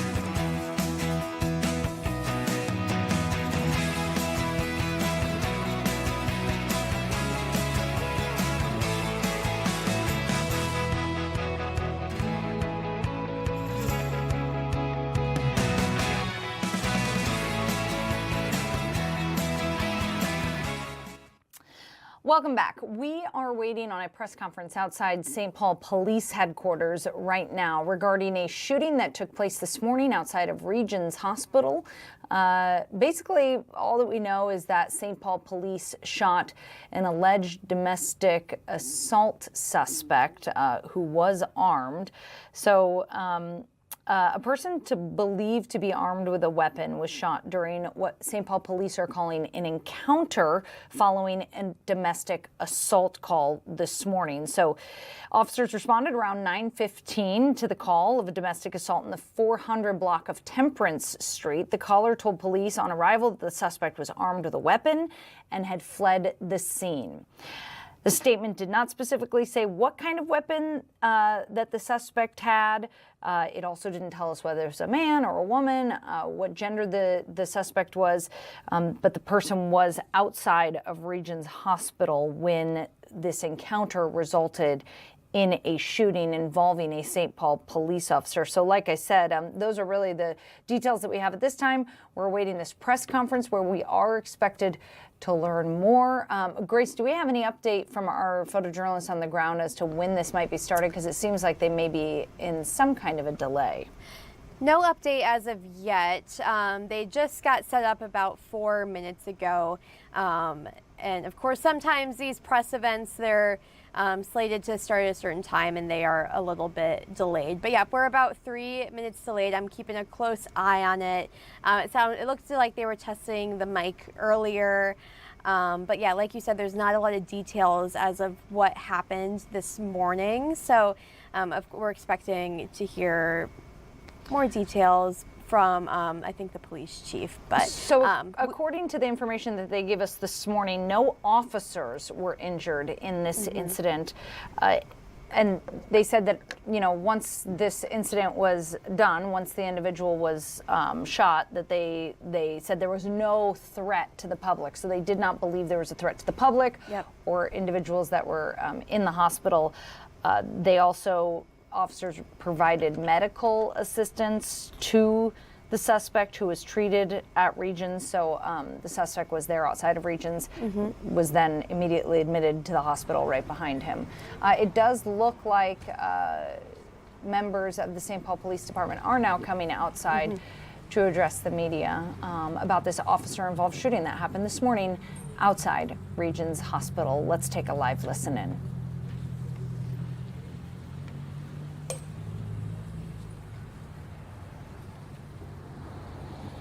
Everybody good? All right, good afternoon. I'm Sergeant Scott Sandell with the St. Paul Police Department, a member of our public information team. Here to provide some context to what happened in the city of St. Paul this morning. And just know going into this, we are limited in the information we can provide. This is still a very early and active investigation. Approximately 9:15 this morning, St. Paul officers were dispatched to the 400 block of Temperance Avenue on a report of a domestic assault. When officers arrived on scene, they learned that the suspect had fled on foot and was armed with a firearm. St. Paul police officers, along with Ramsey County deputies, located the suspect a short distance away near Regions Hospital, near the intersection of 12th Street and Jackson Avenue. At this time, when officers encountered the suspect, he fled on foot again, and the suspect pulled what appeared to be a handgun and pointed it directly at officers. A St. Paul police officer did fire his department-issued weapon, striking the suspect in the hand and in the back. Officers rendered immediate first aid to the suspect, at which time they then brought the suspect into Regions Hospital, where they are being treated for non-life-threatening injuries. It's important to know that there was no innocent bystanders injured or officers injured during this incident. Currently, officers involved are being placed on administrative leave, which is standard procedure for the St. Paul Police Department in a critical incident. Also, the Minnesota BCA was asked to come in and lead the investigation into the use of force. Again, I'm limited in the information I can provide. All future questions directly related to that investigation should be directed to the Minnesota BCA. That in mind, I am willing to take some questions and provide some information if possible. Yes, sir. Does the body camera footage reflect that he pointed what appeared to be a gun at the officers? So all officers involved were wearing body cameras at the time, which were recording. We've collected that evidence and handed it over to the BCA. That will be part of their investigation. Is there anything more about this location where it happened, if this was out in a grassy area, or if this was, in a building or outside the hospital? Yeah, from my understanding, it all occurred outside the hospital, but on Regents Hospital campus. Do you know why the suspect was headed that way, or was it just happenstance? I don't have any information of why he was going to that direction, other than it was in the area where the original incident occurred. Did it turn out to be a gun or just something that looked like a gun? I don't have that information at this time, so that'll be part of the BCA investigation and their information. Is the suspect still in the hospital? Yeah, the suspect is being treated at Regents for non-life-threatening injuries. Can you say anything about the prior domestic assaults call? Do you know if that person is injured or how they're doing right now? Yeah, so our department, our family violence unit, will investigate the domestic assault portion of this case. I don't have an update right now on where that investigation's at, but we at the St. Paul Police Department, or FSU, will be investigating that. Was this like a criminal past? I do not have that information at the time. Was this a woman that this man was involved with? That will all be part of that investigation. Can you tell us whether it is just procedurally, or if you can tell us specifically in this case, they're wearing the body camera footage, you have turned it to the BCA, but does the department review that before they turn it over? Can the chief look at the footage and there are policies and procedures in place where that could happen. I don't know if that has happened at this time. Again, we're just cooperating with the Minnesota BCA. They're the lead investigative unit on this. One more question. You said officers involved Yep. based on administrative leave, so that's, I imagine, the officer that fired the weapon. Who else? Yeah, so our critical incident procedure, it could be witness officers that were directly there at the scene. So officers that are intimately involved in that incident can be placed on leave for their well-being. All right, thank you, everybody. Thank you, guys. All right, you were just listening live to Sergeant Scott Sindell with the St. Paul Police Department. He was updating the public on a shooting that took place outside of Regents Hospital this morning. So like we said going into that press conference, this was an individual that was armed with a weapon. They were called to respond to the scene due to a domestic situation. They got a call about a domestic situation. The individual fled the scene, was armed. They ended up shooting him outside Regents. He was armed with a firearm.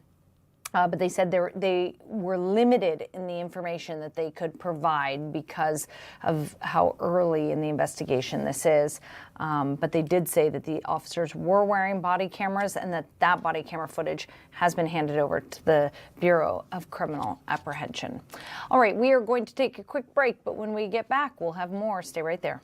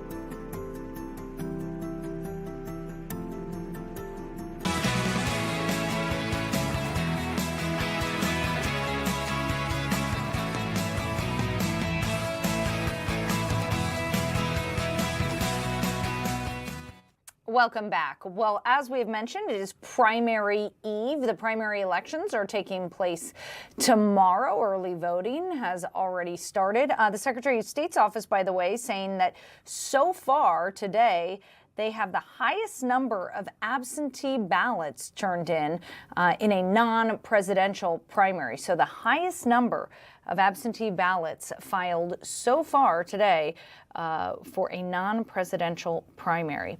Earlier today, we heard from Secretary of State Steve Simon. He addressed some concerns that they've been hearing at the Secretary of State's office about the possibility of Border Patrol agents and ICE agents being outside of polling places. Here's what he had to say. You may know the Department of Justice has notified certain local governments in our state that they intend to send election monitors to Minnesota polling places, similar to what they've done in other states recently. And I just want to explain to voters what this means. This is not a new process. As we've said before, this has been done the last several election cycles under multiple presidents, including President Biden. And Minnesotans may well have voted at a polling place with a federal observer there and not even noticed a thing. So the stated reason for these observers, and again, not a new thing, is to make sure that jurisdictions are complying with certain provisions of the Voting Rights Act related to voter resources in languages other than English. Also, there's some provisions that they're monitoring having to do with accessibility for voters with a disability. Again, this is not new. This has been done the last several cycles. But I certainly understand why reports of agents of the federal government at the polls would alarm people, especially here in Minnesota, given what we have all gone through over the last several months. So I want to say that we aren't taking anything for granted. Now, both Hennepin and Ramsey County have declined the DOJ's request to allow these observers, as they can under the law. DOJ can announce that they want to send them. Local governments can say, thanks but no thanks, and they have. They do need that explicit permission under Minnesota law to be in the polling place. But the Department of Justice has affirmed that they will abide by this direction from the counties, but they will also still send people. And they plan to send some small number of people who will stand outside the 100-foot boundary. So just to clarify, they've asked to be in the polling place. Local jurisdictions said, no, we don't want you in the polling place. And what they're saying is, in small and limited numbers, they will be outside the perimeter where any member of the public can be, whether they're from the DOJ or the neighborhood block club. Anyone can stand outside of the 100-foot barrier outside of a polling place. And these federal employees have already been in other states this election cycle. They were in Michigan last week, and to our knowledge, they were there without any incident. Out of abundance of caution, we are working with the Minnesota Attorney General's office to observe the observers.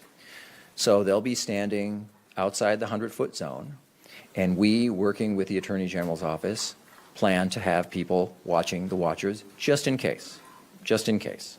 I think that's a reasonable thing to do given the record of the last several months and the very real concerns and even anxieties that people have about the Justice Department in particular and about the federal government in general when it comes to activity near a polling place or in communities. So we just want to make sure they're abiding by all the rules and laws. Thus far, this election cycle in other states, my understanding is they have. And again, I just want to level set. This is something that's been done for multiple election cycles under multiple presidential administrations for a very narrow purpose to enforce provisions of the Voting Rights Act. So we feel good that this will be uneventful and that our polling places will, as always, be an island of calm. All right, you have been listening to Secretary of State Steve Simon. He was responding to concerns that they've heard at the Secretary of State's office about federal agents being outside of polling places. He wanted to ensure voters that federal agents have to be outside of the 100-foot barrier. So there is a barrier zone surrounding a polling place, and that members of the public, including federal agents, must be outside that 100-foot zone. Do we have Blois on the line? Are we able to go to Blois now? Okay, great. They're telling me that Blois is ready. Let's do it, because on this same vein, Blois Olson is the guy to talk to, right, on primary eve. Our very own Blois Olson, political contributor, joins us now. Blois, you're a busy guy this week. It is a busy week, Courtney. It's just called pacing yourself. You know how that goes. Yeah, pace yourself. Make sure you get in a round of golf or two when it's all over so that you can relax again. We got golf yesterday, and then we'll get golf next weekend. Other than that, we'll just keep the pedal to the pedal. Okay, great. I would love, we should have Blois on to talk golf sometime. I think he's got some good golf insight. Anyway, but today we're talking about primary. What are you most looking to? I mean, we've got a hotly contested governor's race. Obviously, Amy Klobuchar is probably a shoo-in, but as far as the Republicans, that seems to be a tight race. We really can't tell by the polling who might be pulling ahead there. We've got the U.S. Senate race. I mean, Angie Craig and Lieutenant Governor seem to be neck and neck in that race. What do you think is going to be the race to watch tomorrow? Courtney, look, I think there's something in all the races to watch. The overall, today we talk about turnout. So there's been record high early voting turnout. Now that would be one indicator that we're going to have record high turnout tomorrow. There's a lot of energy on both sides. And so that could mean 900,000 to 1 million voters. Minnesota's never broken 1 million voters in a primary. So as we look at that, then you look at places where there's going to be high turnout, and you see the congressional district race in the 2nd district. That means 2nd district's probably going to have turnout that's maybe 50 to 100% higher than previous primaries. The Hennepin County attorney's race is going to drive some more turnout in the 5th district. And then there's some legislative races kind of in north central Minnesota that we think will drive some turnout. So we've looked at turnout. Then it's about if there's higher turnout, who does that help? I think in the Democratic race, that helps Peggy Flanagan. I think in the Republican gubernatorial race, that helps Lisa Tamath. And then in that Republican Senate race and the Republican governor's race, one of the things you cannot count out is that not since 1994 has an endorsed party candidate lost a primary on the Republican side. That would give Kendall Qualls and Adam Schwarzy some more kind of percentage than they show up in polls. And if it's low turnout, we know those are the audiences that turn out, the most active party activists or the most tied to special interest groups. Interesting. And as we mentioned just a short while ago, the Secretary of State's office said as of 3:35 this afternoon, so just 20 minutes ago, they were seeing the highest number of absentee ballots ever for a non-presidential primary election. So pretty incredible. So especially when we talk about the U.S. Senate race, I know that you and I have talked about this before, but this is going to be a race between the far left Democratic Party and the more moderate Democratic Party. Talk to me about that. We're seeing this play out in many states. Michigan last week in their Senate primary. Next door in Wisconsin, you have a multi-candidate Democratic primary for governor where the leading contender, according to the polls, Francesca Hong, is pulling ahead, and she is a self-declared socialist. And so that is going to be the test. So it's kind of a two-part test, though, Courtney. What happens in the primary is the first part of the test, and then should they move in a more progressive or more far-left way, will that matter in November? Do margins shrink? Do they lose the race? And so we can't project out to November because the electorate and the audience is going to be so much different. But it is worth noting, it's worth watching. It is definitely a reality within the Democratic Party. It's also a youth movement within the Democratic Party. And that's probably more telling is, are they going to stay there or do they switch between parties? Because in 2024, in the presidential race, Gen Z actually moved away from Democrats and towards Republicans. And so we'll have to see if they move back towards Democrats this year, which early polls say they are. And let's talk about the Hennepin County attorney's race. When did this become a race to watch? Well, I think the reason you say it that way, Courtney, and not to try to read your mind, but is because we haven't heard a lot about it, and now we're hearing a lot about it. And the reality is that insiders have been watching this race for a while, but much like this primary, the voters haven't tuned in until probably the last 10 days. I will tell you, I was with friends who are major news consumers just 2.5, 3 weeks ago. And they're like, now who's running where for what? And once I heard that, I realized people hadn't tuned in yet. And I think the Hennepin County Attorney's race is an example of that, because you have a crowded field to replace Mary Moriarty. Mary Moriarty has been a fairly polarizing figure, especially when it comes to prosecutions or perceived soft on crime views. So I think there is quite a bit of interest there.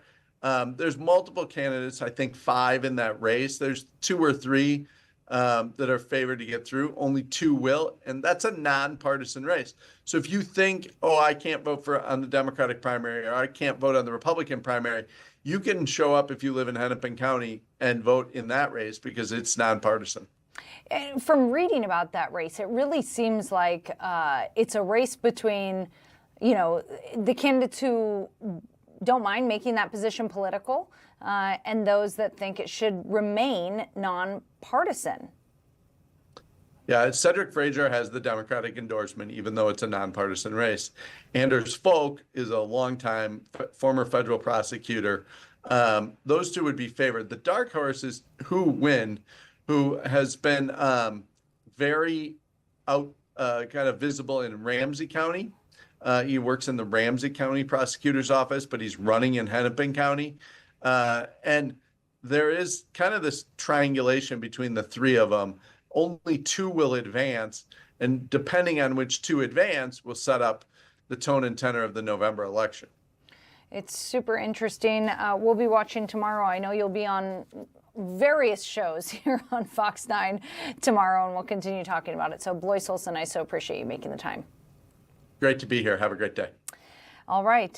Don't forget, tomorrow is the primary election. Do we have that graphic for our shows that are happening tomorrow? Tomorrow, we will start covering the primary starting at 4:30. It really doesn't start to heat up, though, until the evening when we start getting those results.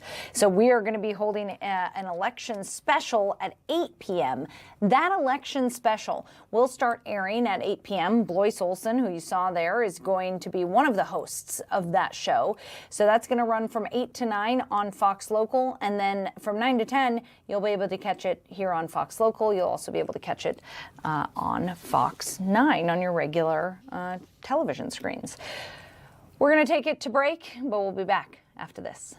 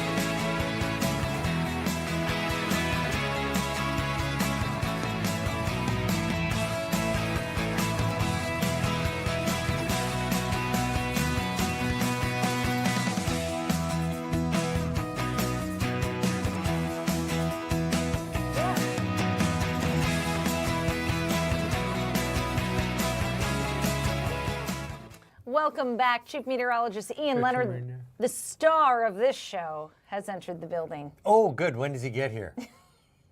It ain't me. Paul Milgate?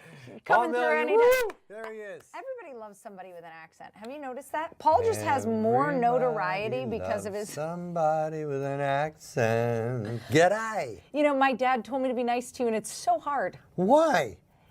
Because you just welcome it. I do, yeah. And so I'm unassailable, and it's impossible to embarrass me. And that's where people run in. It's like they run into walls. They're like, "Oh my God, we can't do anything with this guy." No.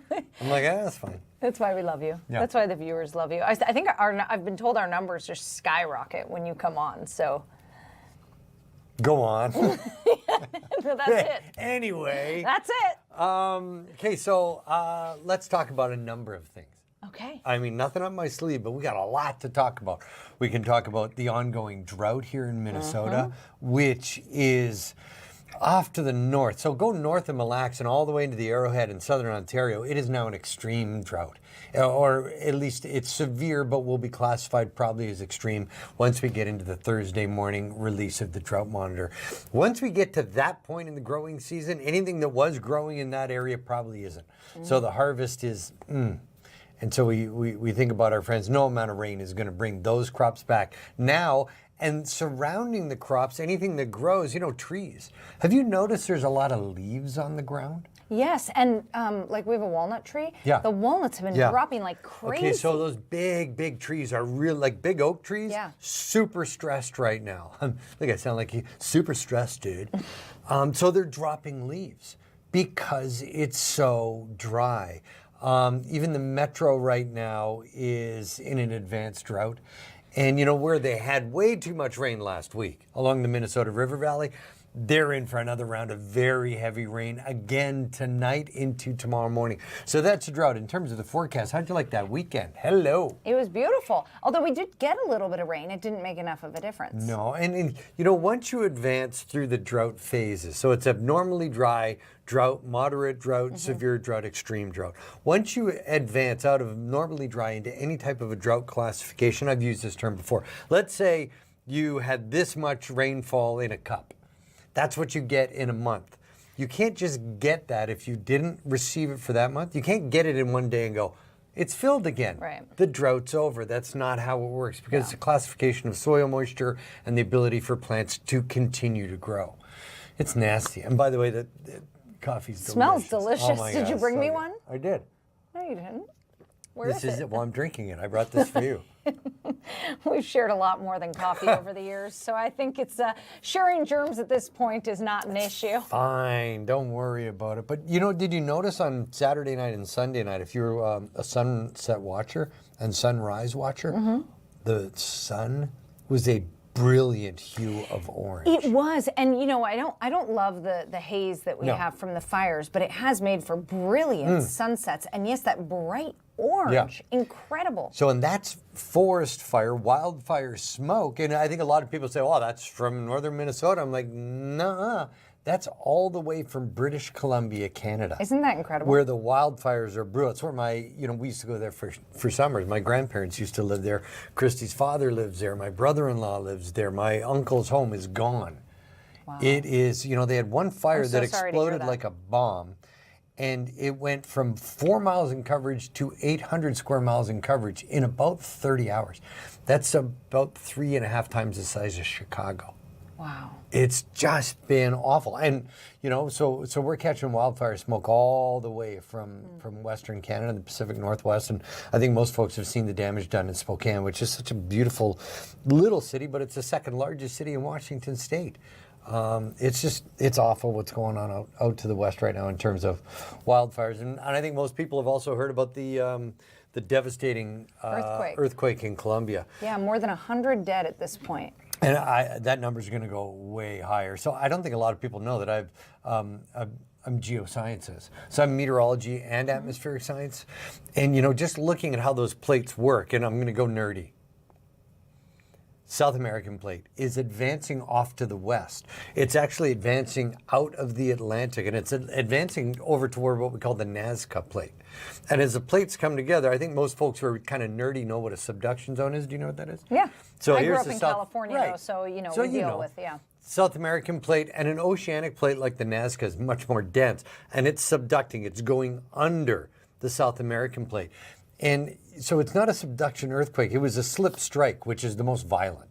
So, along these fault lines, it's like waiting, and then when it slips and comes back, that creates a primary wave that liquefies the soil. Well, and you that's talk why about you're seeing that damage. when we think about a place like Colombia, their building standards it's are not the same. Yeah, so I mean, that's why we're seeing at least 7.4 magnitude earthquake. I mean, even here, that would be devastating with our building codes. And I mean, I see that we're getting a video. It looks like we do have some video here. Largest earthquake globally this year. So when people say 7.4, it's nothing. Yeah, you're right. Building codes are problematic. Most of the towns, villages, and cities in Colombia are built in valleys, and more often than not, in valleys created by a massive volcano range from the subduction plate. Well, valleys tend to have higher water tables.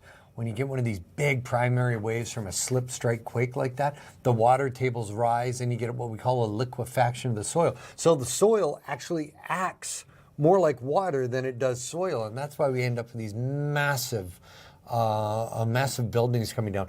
There's video of the church. I didn't see this. The tallest spire, I think Catholic church with the tallest spire in South America. And there's people outside there, and the church just starts crumbling. Oh my goodness. It's unbelievable. So, look, a 7.4, about an hour ago, they had, you always end up with aftershocks. And you know this, you're from California. Yeah. Aftershocks are generally in that 2 to 4 inch magnitude range. This aftershock was a 5.1, which in and of itself is plenty. Wow. So I don't think we're done with what's happening along that Nazca and South American plate right now. I've been just watching, if anybody's a bit of a nerd when it comes to geology, USGA.gov, and they have an earthquake page that's called the Shake page. And you can look worldwide, and it'll have all the plates and all the fault lines all labeled. And it will show you all the earthquakes across the globe right now. And I think you can kind of get into it a little too much. You're like, oh my God, there's been 14 earthquakes in California There was today. one in Ohio yesterday. Yeah. They're like 1.4. Yeah. And somebody goes, do you feel that? We have them in Minnesota sometimes. Sure we do. Yeah, we have more frost quakes than we have earthquakes. Oh man, but we have them. Dare I ask what a frost quake Well, is? a frost quake is when we start to almost simultaneously freeze all the moisture in the ground, and it cracks, and it's very, very loud. In the Midwest proper, we have a bigger fault line here than the San Andreas Fault. You know what it's called? You know, I have covered this before, but it's been years, so I don't remember. Please enlighten us. It's called the New Madrid Fault. The New Madrid Fault, yes. And, it's kind of from south of Chicago, but it goes all the way down through St. Louis. If the New Madrid Fault ever goes, we are in such big trouble with the way things have built up over the years. In the 1800s, there's plenty of folklore. But the last time the New Madrid Fault went big, the folklore says that the Mississippi River started to flow backwards. Right? I mean, you're like, well, is that a wives' tale? But if you look it up, it's kind of all these old eyewitness reports about the last time the New Madrid Fault slipped really big. And a lot of these faults are they're waiting. Yeah. You can't predict. Some of the geologists do great work, but and some of the volcanologists do great work, but man, it's hard to try and predict what the Earth's going to do. But yeah, it's been such an active day. Terrible news out of Colombia, and unfortunately, they think the death toll is going to go up. You know what we have to do? We have to say hello to your children. That's right. Cal and Frankie are watching. I saw the video you posted this weekend. It was so good. Well, you know what? It's so good. It is not. You have 2 daughters, and guilty. I always say you want to raise an independent female Until you actually have to. Hi, Frankie. I'm talking to you. There's sometimes I'm like, I wonder what it would I be hope like you're if I'd listening had to your boys. grandmother today. Frankie. Be a good girl. I'm telling you, I have a 21 and a 24-year-old. Get out of the way. Oh man, my mom is in town from California, and she said she watched them on Friday, took them to the trampoline park and stuff, and it was great. My mom called me leaving the Your trampoline mom was park. on the tramp? Oh yeah, yeah. And she called me. She said, "I'm going to need a Valium when I get home." You know, Grandma doesn't get exposed to these places very That would be often. my She's like, mom. "Why do these places exist?" My mom would be like, oh, Lord, I need a sherry. Yeah. So anyway, she at the end of that day said, well, she's 3.5. She said, well, I pray for you when she's 14. So wish me luck. You know, you're just going to get what you gave. Which is sassy, independent. Which is... I don't know where act she like gets it's, it. I don't know where act she like gets it's it. so good, because by the time you get there, you're going to be like, Ian?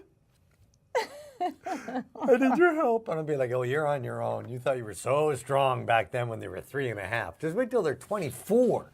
Oh, and by the way, I love my daughters more than anything. But So Cal we talked about you the other day because Cal, my almost 7-year-old, he's brilliant, obviously. He asked, he said, Mommy, how is the sky so smoky and hazy from these wildfires? Because they're so far away. And I said, well, we should call Uncle Ian because and yet my phone did not ring. You've got better things to do. I cried myself to sleep knowing that Cal didn't call. It was terrible. It was you guys, he can call me anytime he wants. Oh my gosh. And by the way, anytime he wants to babysit the dog.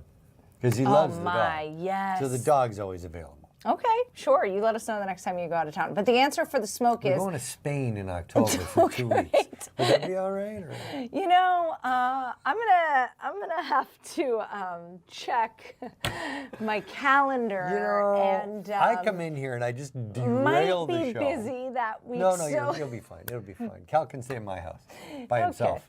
Could you imagine that? Oh my I'm just goodness. gonna check out the nanny cam, and he's like eating mac and cheese in his Cal underwear. you know what? I actually trust Oh no, that. that'd be your husband. No, that would be Ryan. He'd be like, "Great, Ian left the pool heated." I don't have a pool. Okay, you didn't want the people to know that? No, not really. Sorry about that. Well, anyway, on that note, everybody, thanks, Ian, for coming on. Yeah, I love just coming on and talking about nerdy stuff. And I'm sorry sometimes I get in the weeds. I use my hands as diagrams for tectonic plates today. I'll do better. Can we get like a board that I can draw on? That would be great. That'd be awesome. You could be like those guys on the network news on election night where they've got the big board. I could do that. And we could totally nerd out, like really get into it. But good nerdy, so that at the next day at the office, you could actually say that type of information. And people would say, where did you hear that? And people say, I watch Ian Leonard. No one tomorrow is going to work talking about the subvergent plates. Subduction. Subduction. Yes, they are. Somebody's going to email me and say, I like the subduction information. Oh, look, our next interview's on. That means you're done. We're going to take a break. We'll be right back after this. Great, okay.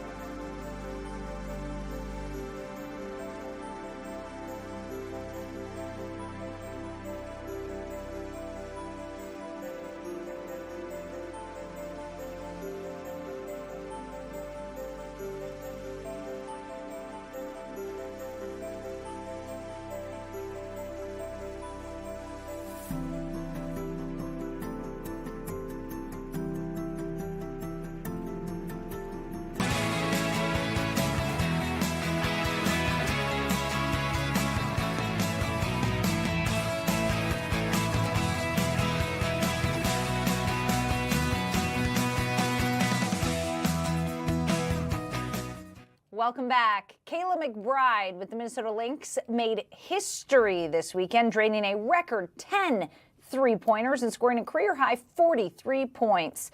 The Lynx also clinched a playoff spot. Here to talk all about it is our friend Andrew Dukowitz from Sports Illustrated and Zone Coverage. Big weekend for the Lynx, Andrew. Yeah, it was like the biggest whiplash I think I've had covering the Lynx, short of their season ending, where Thursday night, Cheryl gives us the quote of every player at every position was terrible. And then they promptly go out and beat the defending championship aces by double figures. Kayla McBride scores 43 points. They take care of Dallas less than 24 hours later. And now we're talking about a team that's won 12 out of their last 13 games. So she said every player, every position was terrible. So they just needed like a good talking to from their parent. It's like a parent scolding their child, and then the child, that it doesn't really work that way as a mom, I can tell you, but in theory it would be lovely if it did work that way. It seems like it worked that way for the Lynx. Yeah, they win 10 games in a row, and then they lose to the Sparks on Thursday night. And I asked Cheryl, what went wrong with the defense, and Cheryl's answer was every player at every position was terrible. And again, it worked. I guess professional athletes and children are just a little bit different after all. So Kayla McBride, we talk a lot about Nafisa Collier, we talk a lot about Olivia Miles on this show, but Kayla McBride making history. I mean, ESPN is talking about it. Everybody's talking about this player today. Yeah, and she's a player that should be talked about a lot more. And part of it is just what she has surrounding her with the Lynx, but she's a multi-time All-Star. She's in the top 20 in WNBA for points all time. She actually just passed Simone Augustus for over 6,000 points in her career.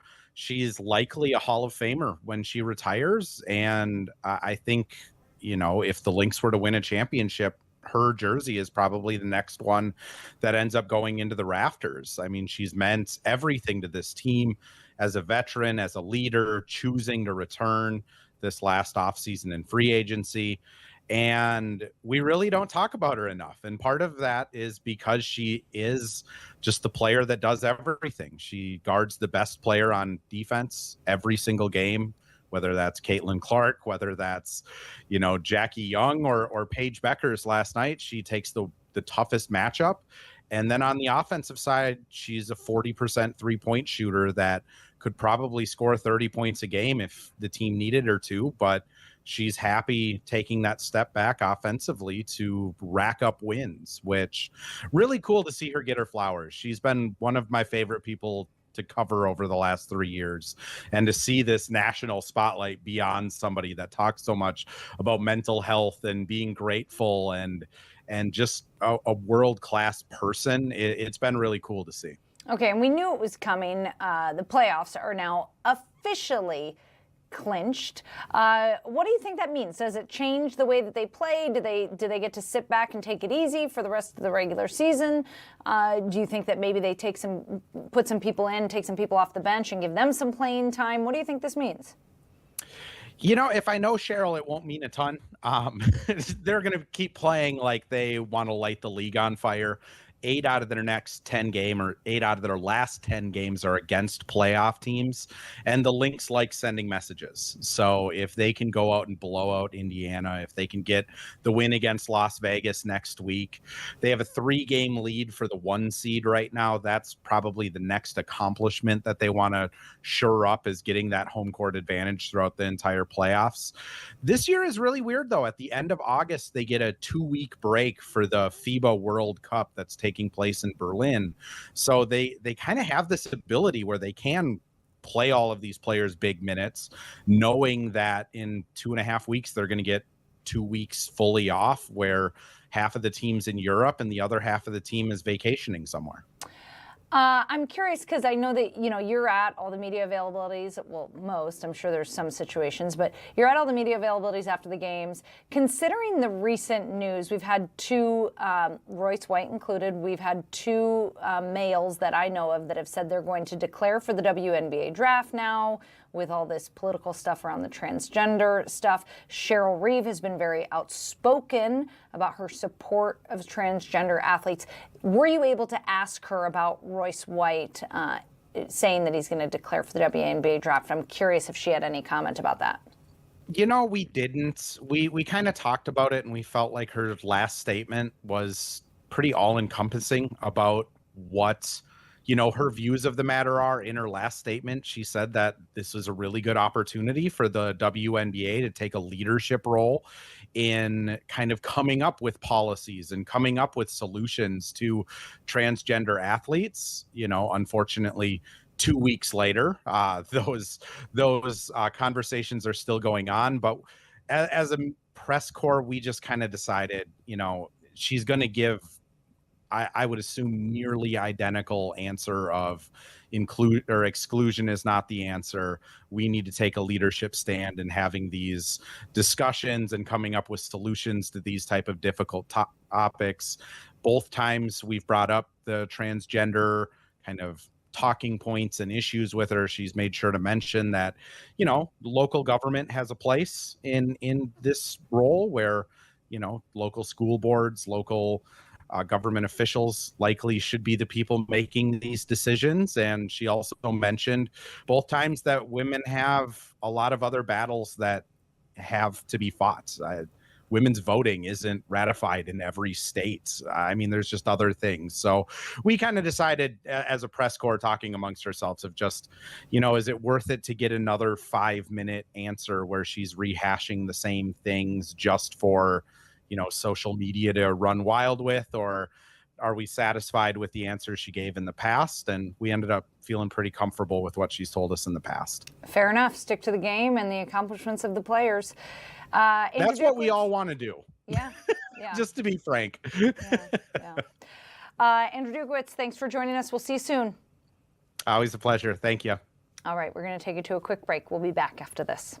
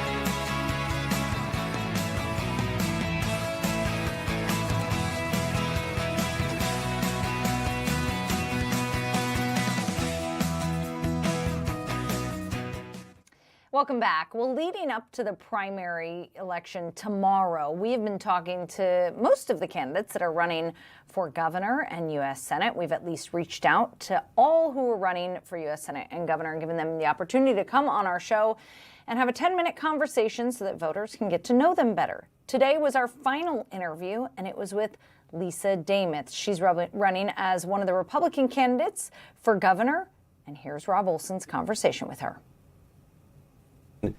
And Lisa Demuth is got the final slot here today. Thanks for coming in here. Thank you for the invitation. Good to be here. Busy day, I know, today and tomorrow is your work to continue to get out the vote.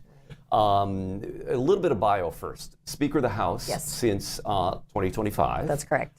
Legislature, you joined the legislature 2018. In that election, so started serving in 2019. And prior to that, the Rocori School Board for 11 years and a small business owner. That's right. Why are you running for governor? Running for governor is something that if you would have asked me 12 years ago, 10 years ago, even a year and a half ago, if I had ever thought of it, I would have said no. But I am born and raised here. Minnesota matters too much to me to let us continue down a path that I don't think is a good place for our state to be. Serving in the legislature has given me both the experience of trying to move things forward, even in a tie this last year, and realizing that what I'm hearing from Minnesotans across the state is they just want common sense back. Okay. Your opponents for the primary on the GOP side, primarily in the most recent polling indicating that Mike Lindell still remains polling highest. You're in second. Kendall Qualls, the GOP endorsed candidate from the convention, in third. Obviously, Mike Lindell got a boost from the endorsement from President Trump. How much weight do you put into these polls? Obviously, when people are leading, they say a lot, and when they're not, they say, well, we've seen polls falter in the past. Yeah, I think when we look at the polls, you have to look at the specifics about them. So you can look at overall numbers, but where are either increases or decreases in the percentage that each candidate is having, what type of voter, who is turning out for those. And I don't know about you, but I don't ever respond if I'm asked in a poll, so it makes you wonder who's really responding also. I think we need to take them with a grain of salt, but if I would really look at what our campaign is doing and what makes sense, I've been across the state, both at county fairs, at different events, parades, and what I'm hearing from Minnesotans is what has resonated for the last couple of years in the legislature, but also what I'm looking to do for Minnesota in the November election, which again is bringing common sense, ending fraud, reducing our taxes. You came out of the endorsing convention. You had said you would abide by the endorsement, then you didn't get it, and then the party even said we're not going to hold you to that because there were concerns. I mean, what do you say to voters who still might say, you said you were going to do this, but then you did not? Yes, and I fully expected that I would abide by the endorsement. At that particular convention, there was a lot of problems with the technology that was being used. There was a push for paper ballots. There were problems even on Friday. The gubernatorial piece was on Saturday. And then when the state party chair came out and said there were enough concerns that they weren't going to hold anyone, I felt that was our release as a team to go forward, enter that primary. And I think the thing to look at is you had about 2,000 people at a convention making a decision, and could it have been flawed or not? Apparently, and even my own clicker was not working. And so you look at that, and now given the opportunity, every Minnesotan can go ahead and weigh in on this primary by voting tomorrow or today, the 2 days left, so that they have a voice in who is going to be on that final ballot. As voters, that is our responsibility and our right, and this just opens that door for a broader part of participation. But still some criticisms coming from different areas and some voters about just how that played out. Yeah, and I think both ways on that.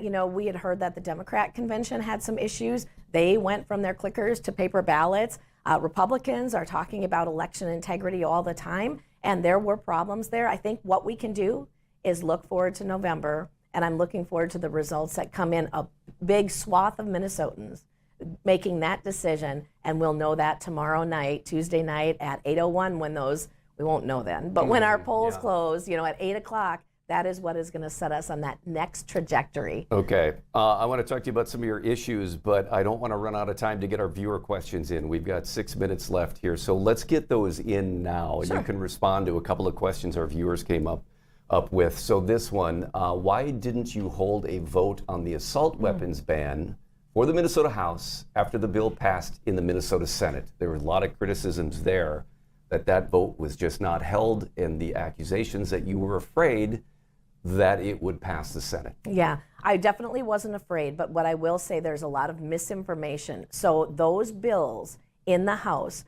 were heard 5 times in committee, fully vetted, and then voted on, and they failed on a tied vote. That means there wasn't enough votes to move them from the committee and out. 3 times on the House floor, the bills were heard, fully vetted, and voted on without the number of passing votes that were needed. So the misinformation, misreporting on some of the information that was going out was that the vote wasn't being taken. Those votes were taken 8 times this legislative session in 2026, and they didn't have the votes to pass. I'll also point back to when Democrats had full control of state government, 23 and 24. Those bills both were not even brought up, but the ability to have passed those if there had been the votes were there.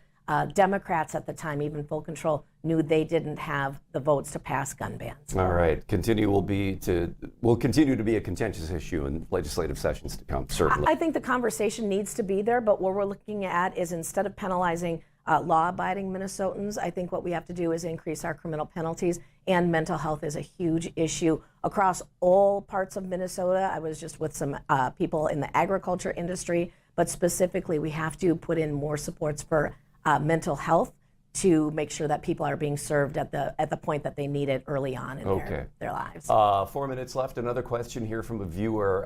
Do you support state prosecutions of federal agents who commit crimes in Minnesota?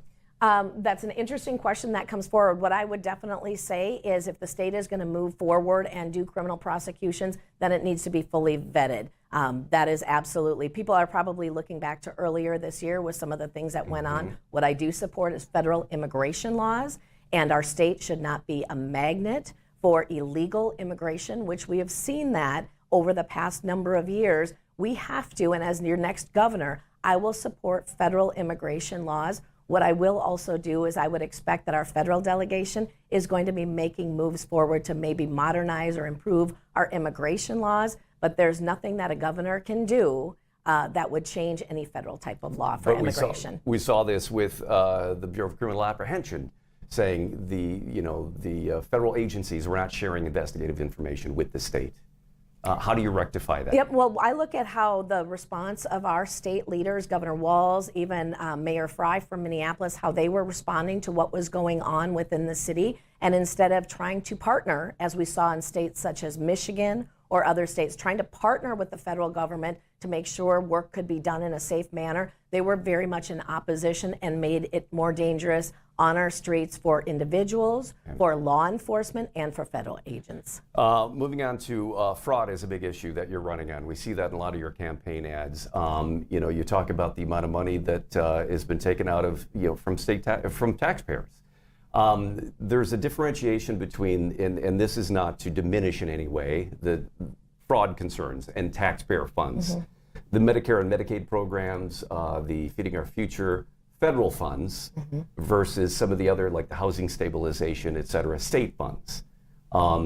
So there's sometimes a confusion between the effects on the state budget from some of this fraud when it was federal money. I mean, how do you explain that to taxpayers about what you can do as governor in terms of combating some of this that is state funds versus federal funds? Yeah, $10 billion in fraud is our taxpayer dollars, whether they are federal or state, and that is much too much waste and incompetence at the top level of our state government that has allowed that culture of fraud to continue going forward. So as a governor, what I can do is choose commissioners in agencies that will be held accountable.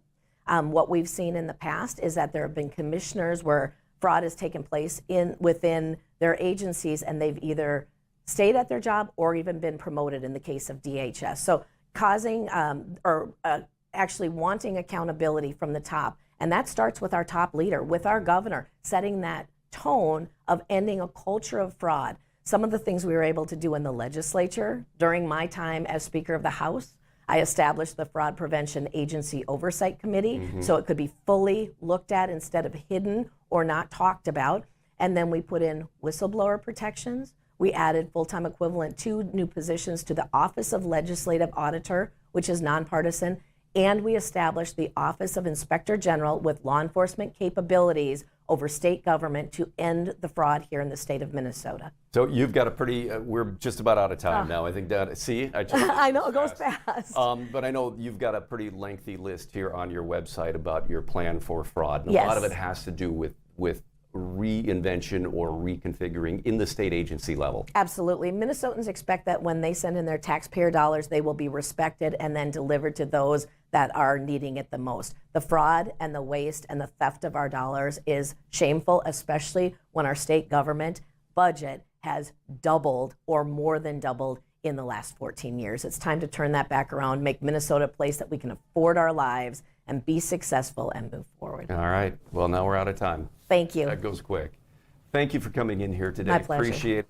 All right, that wraps up our conversations with the candidates. Rob Olson has been interviewing various candidates over the last week or so, and Lisa Dameth was our final one ahead of tomorrow's primary. So I do just want to mention here, the Secretary of State's office already reporting as of 3:35 today, so just about an hour ago, they have seen the highest number of absentee ballots ever in a non-presidential primary. So 206,196 absentee ballots have already been cast. Our political contributor, Blois Olson, says that is a signal that there is going to be high turnout tomorrow. A reminder, you can always vote early at your polling location. You can visit the Secretary of State's office to find out where you vote or where you can vote early if you want to do it ahead of tomorrow.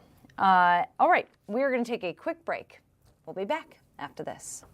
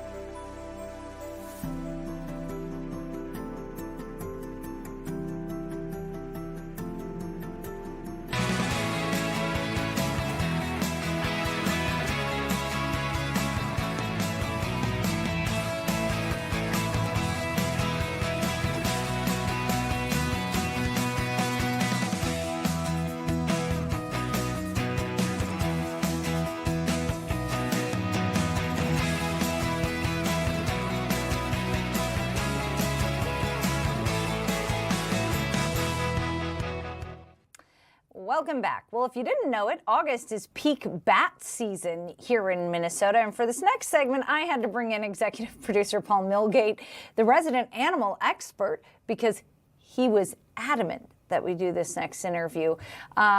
Paul, you're not going to pop I don't on know with if me? I Come don't on. know if I'm the animal expert, and I feel a little bit weird with you saying that when I can see Bill is on the line here, ready to come on and be on the Zoom. Okay. Some might hazard that he's maybe more of an animal expert than me. It's just the Australian accent. That's it. That's all that makes me qualified to talk about animals. Right. Spooky animals, get the Australian to talk. Yeah. Correct. Well, and anytime we have stories about animals, you're like, did you know?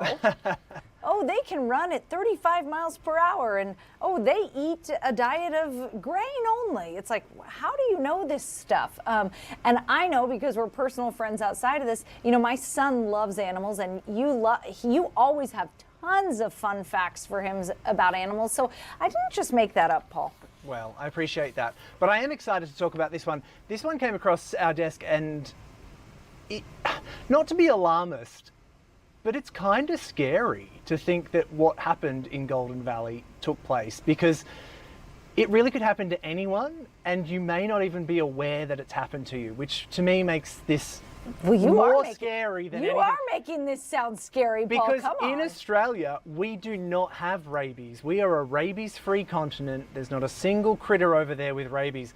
So to find out that a bat here in Golden Valley was caught and tested positive for rabies scares me like nothing else. Well, I don't think it's that uncommon, and I love the subtle brag about the bats that no animal has rabies in Australia. Who knew? But yeah, Paul teed that up nicely for me. Do we want to play the video, or should we do that later, Paul?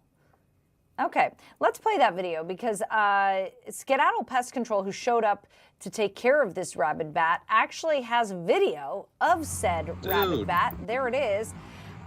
So there you see the rabid bat attached to another bat. Wow. Dude. Yeah. My goodness. All right. So in this situation, a Golden Valley homeowner thought that they had one bat flying around their living room. When Skedaddle showed up, they found out that they had several, including what you saw there, a rabid one. Bill Dowd is the founder and CEO of Skedaddle Pest Control, and he joins us now. Bill, thanks for coming on the show.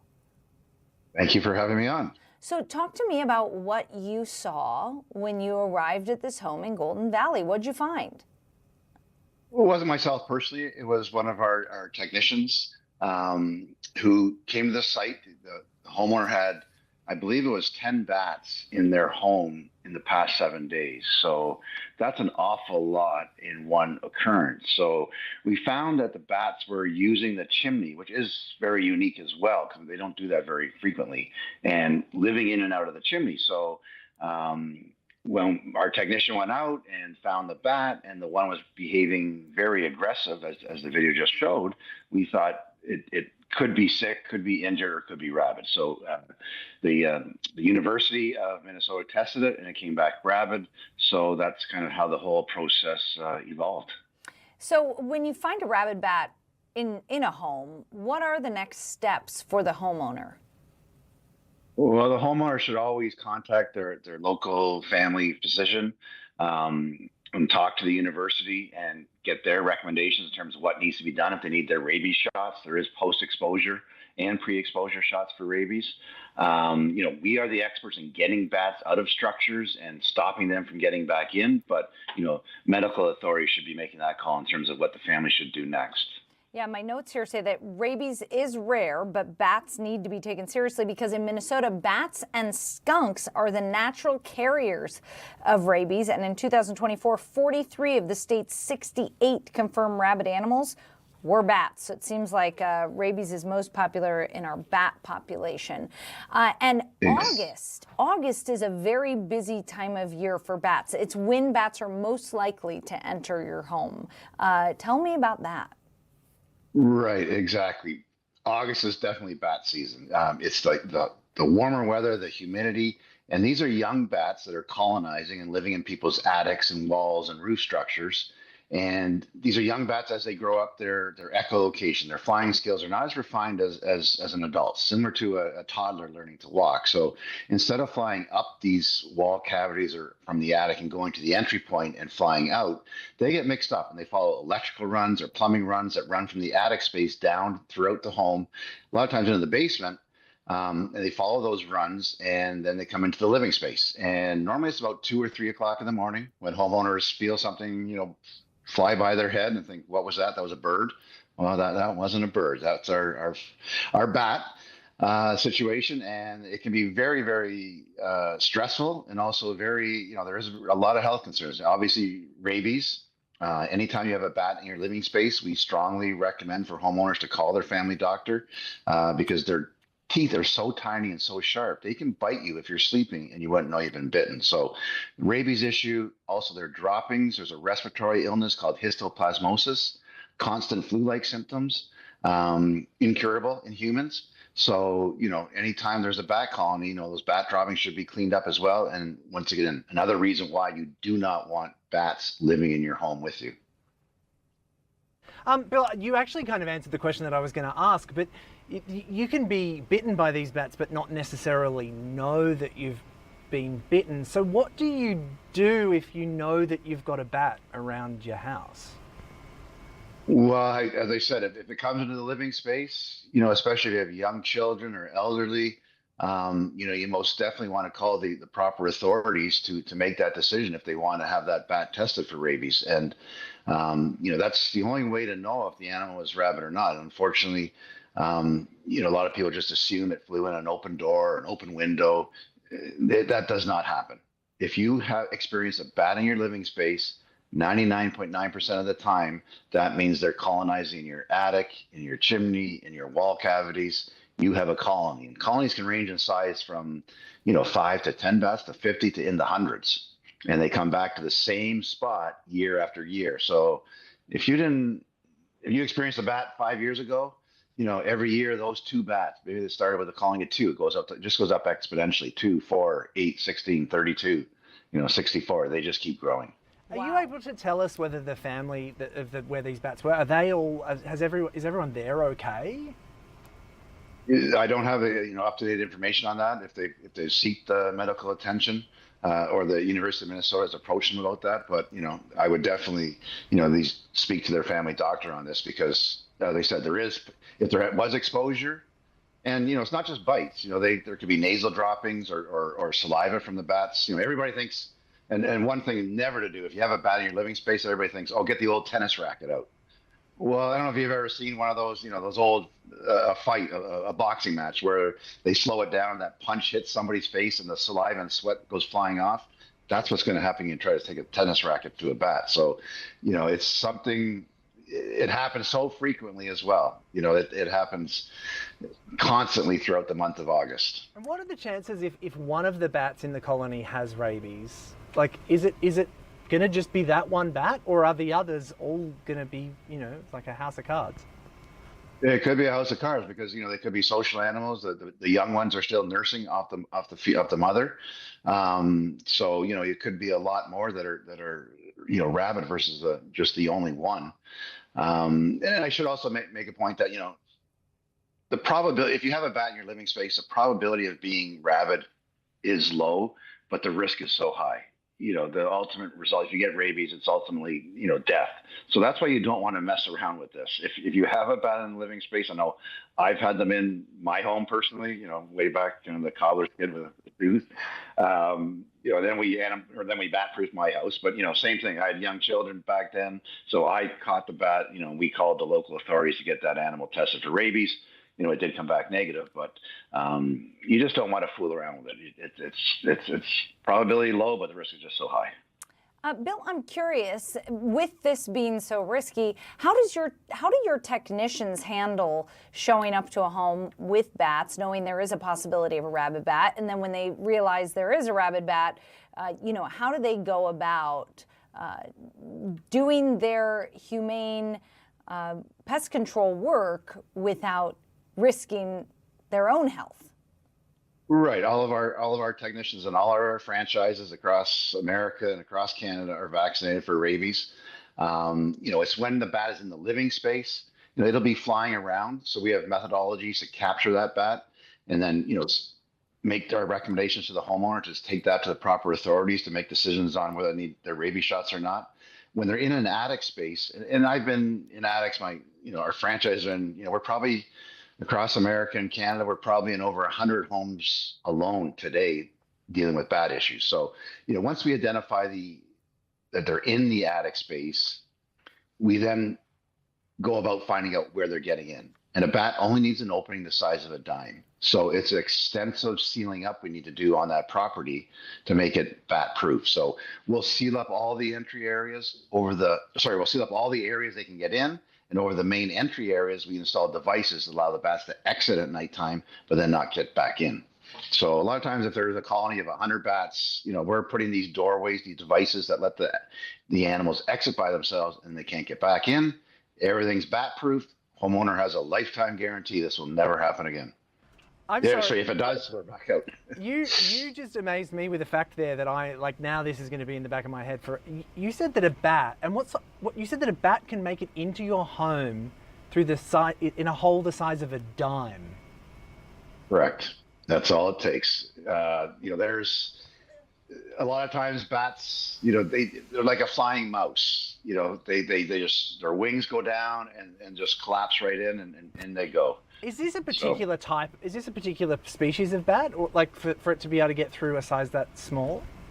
Yes, exactly. It's probably Paul, in Australia, you're dealing with bats that can be 2 feet. I was talking about that today. Wingspan. I was talking about that today. The bats that we have in Australia, for those of you at home, Get the bats out of here. We've got Ian Leonard. Ian Leonard's coming to do some bat control here. Oh my God. Yeah.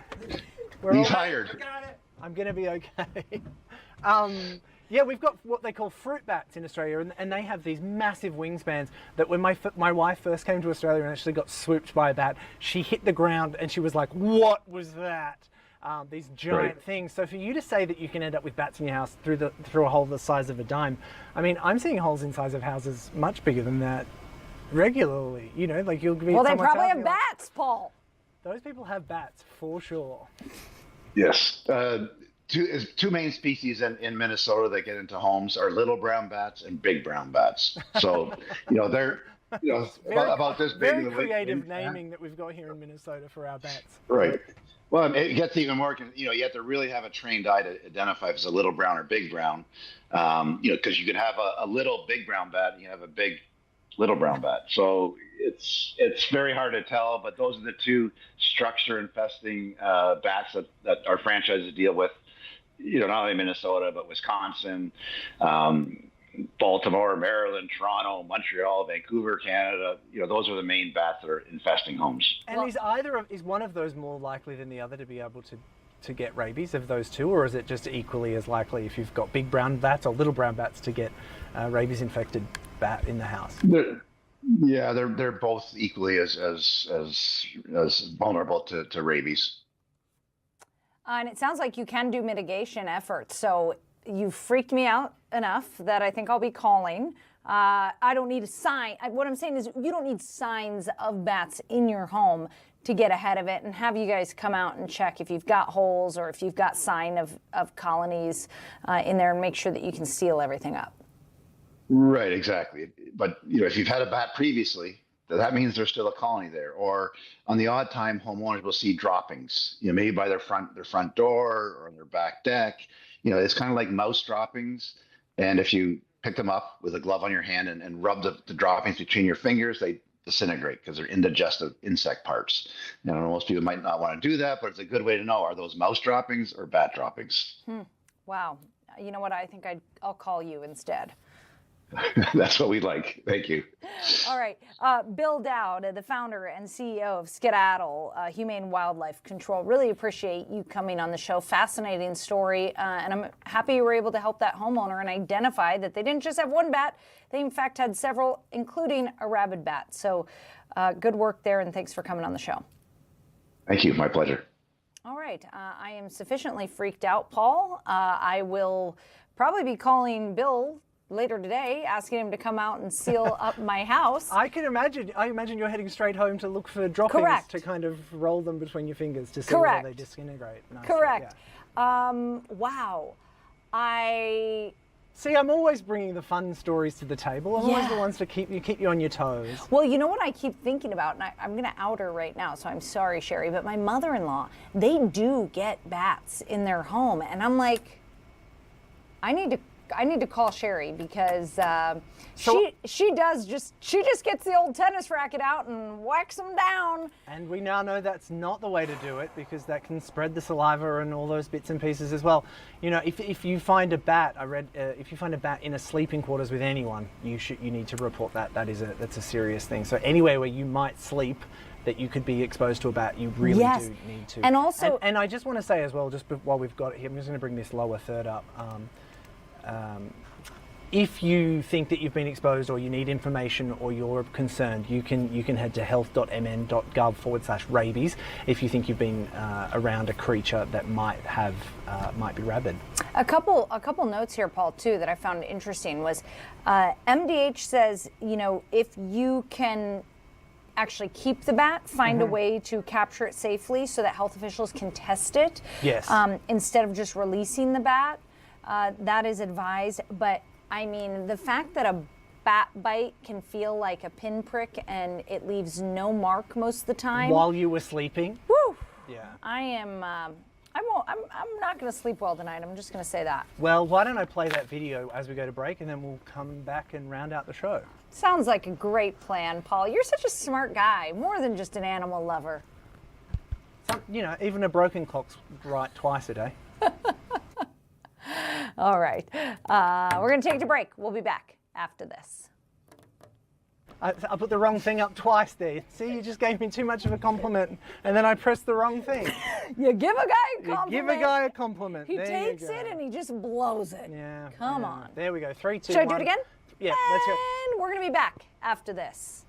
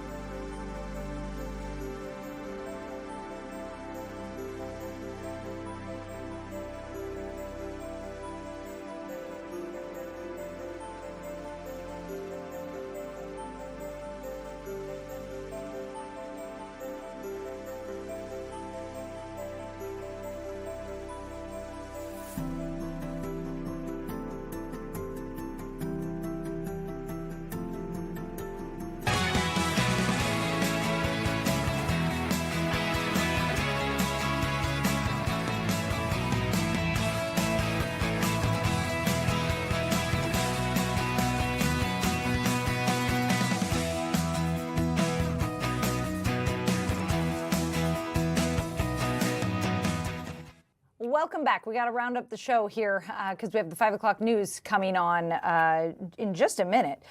So we have the primary election happening tomorrow. Already, the Secretary of State's office says they've seen the highest number of absentee ballots submitted, over 200,000 ballots for a non-presidential election. Tomorrow, we will start covering the Minnesota primary starting at 4:30 a.m. At 8 p.m., we will have a special election coverage show that's going to start airing at 8 and then continue on through the 10 o'clock hour. You can watch that here on Fox Local. We'll be back again starting tomorrow at 2. We'll see you then.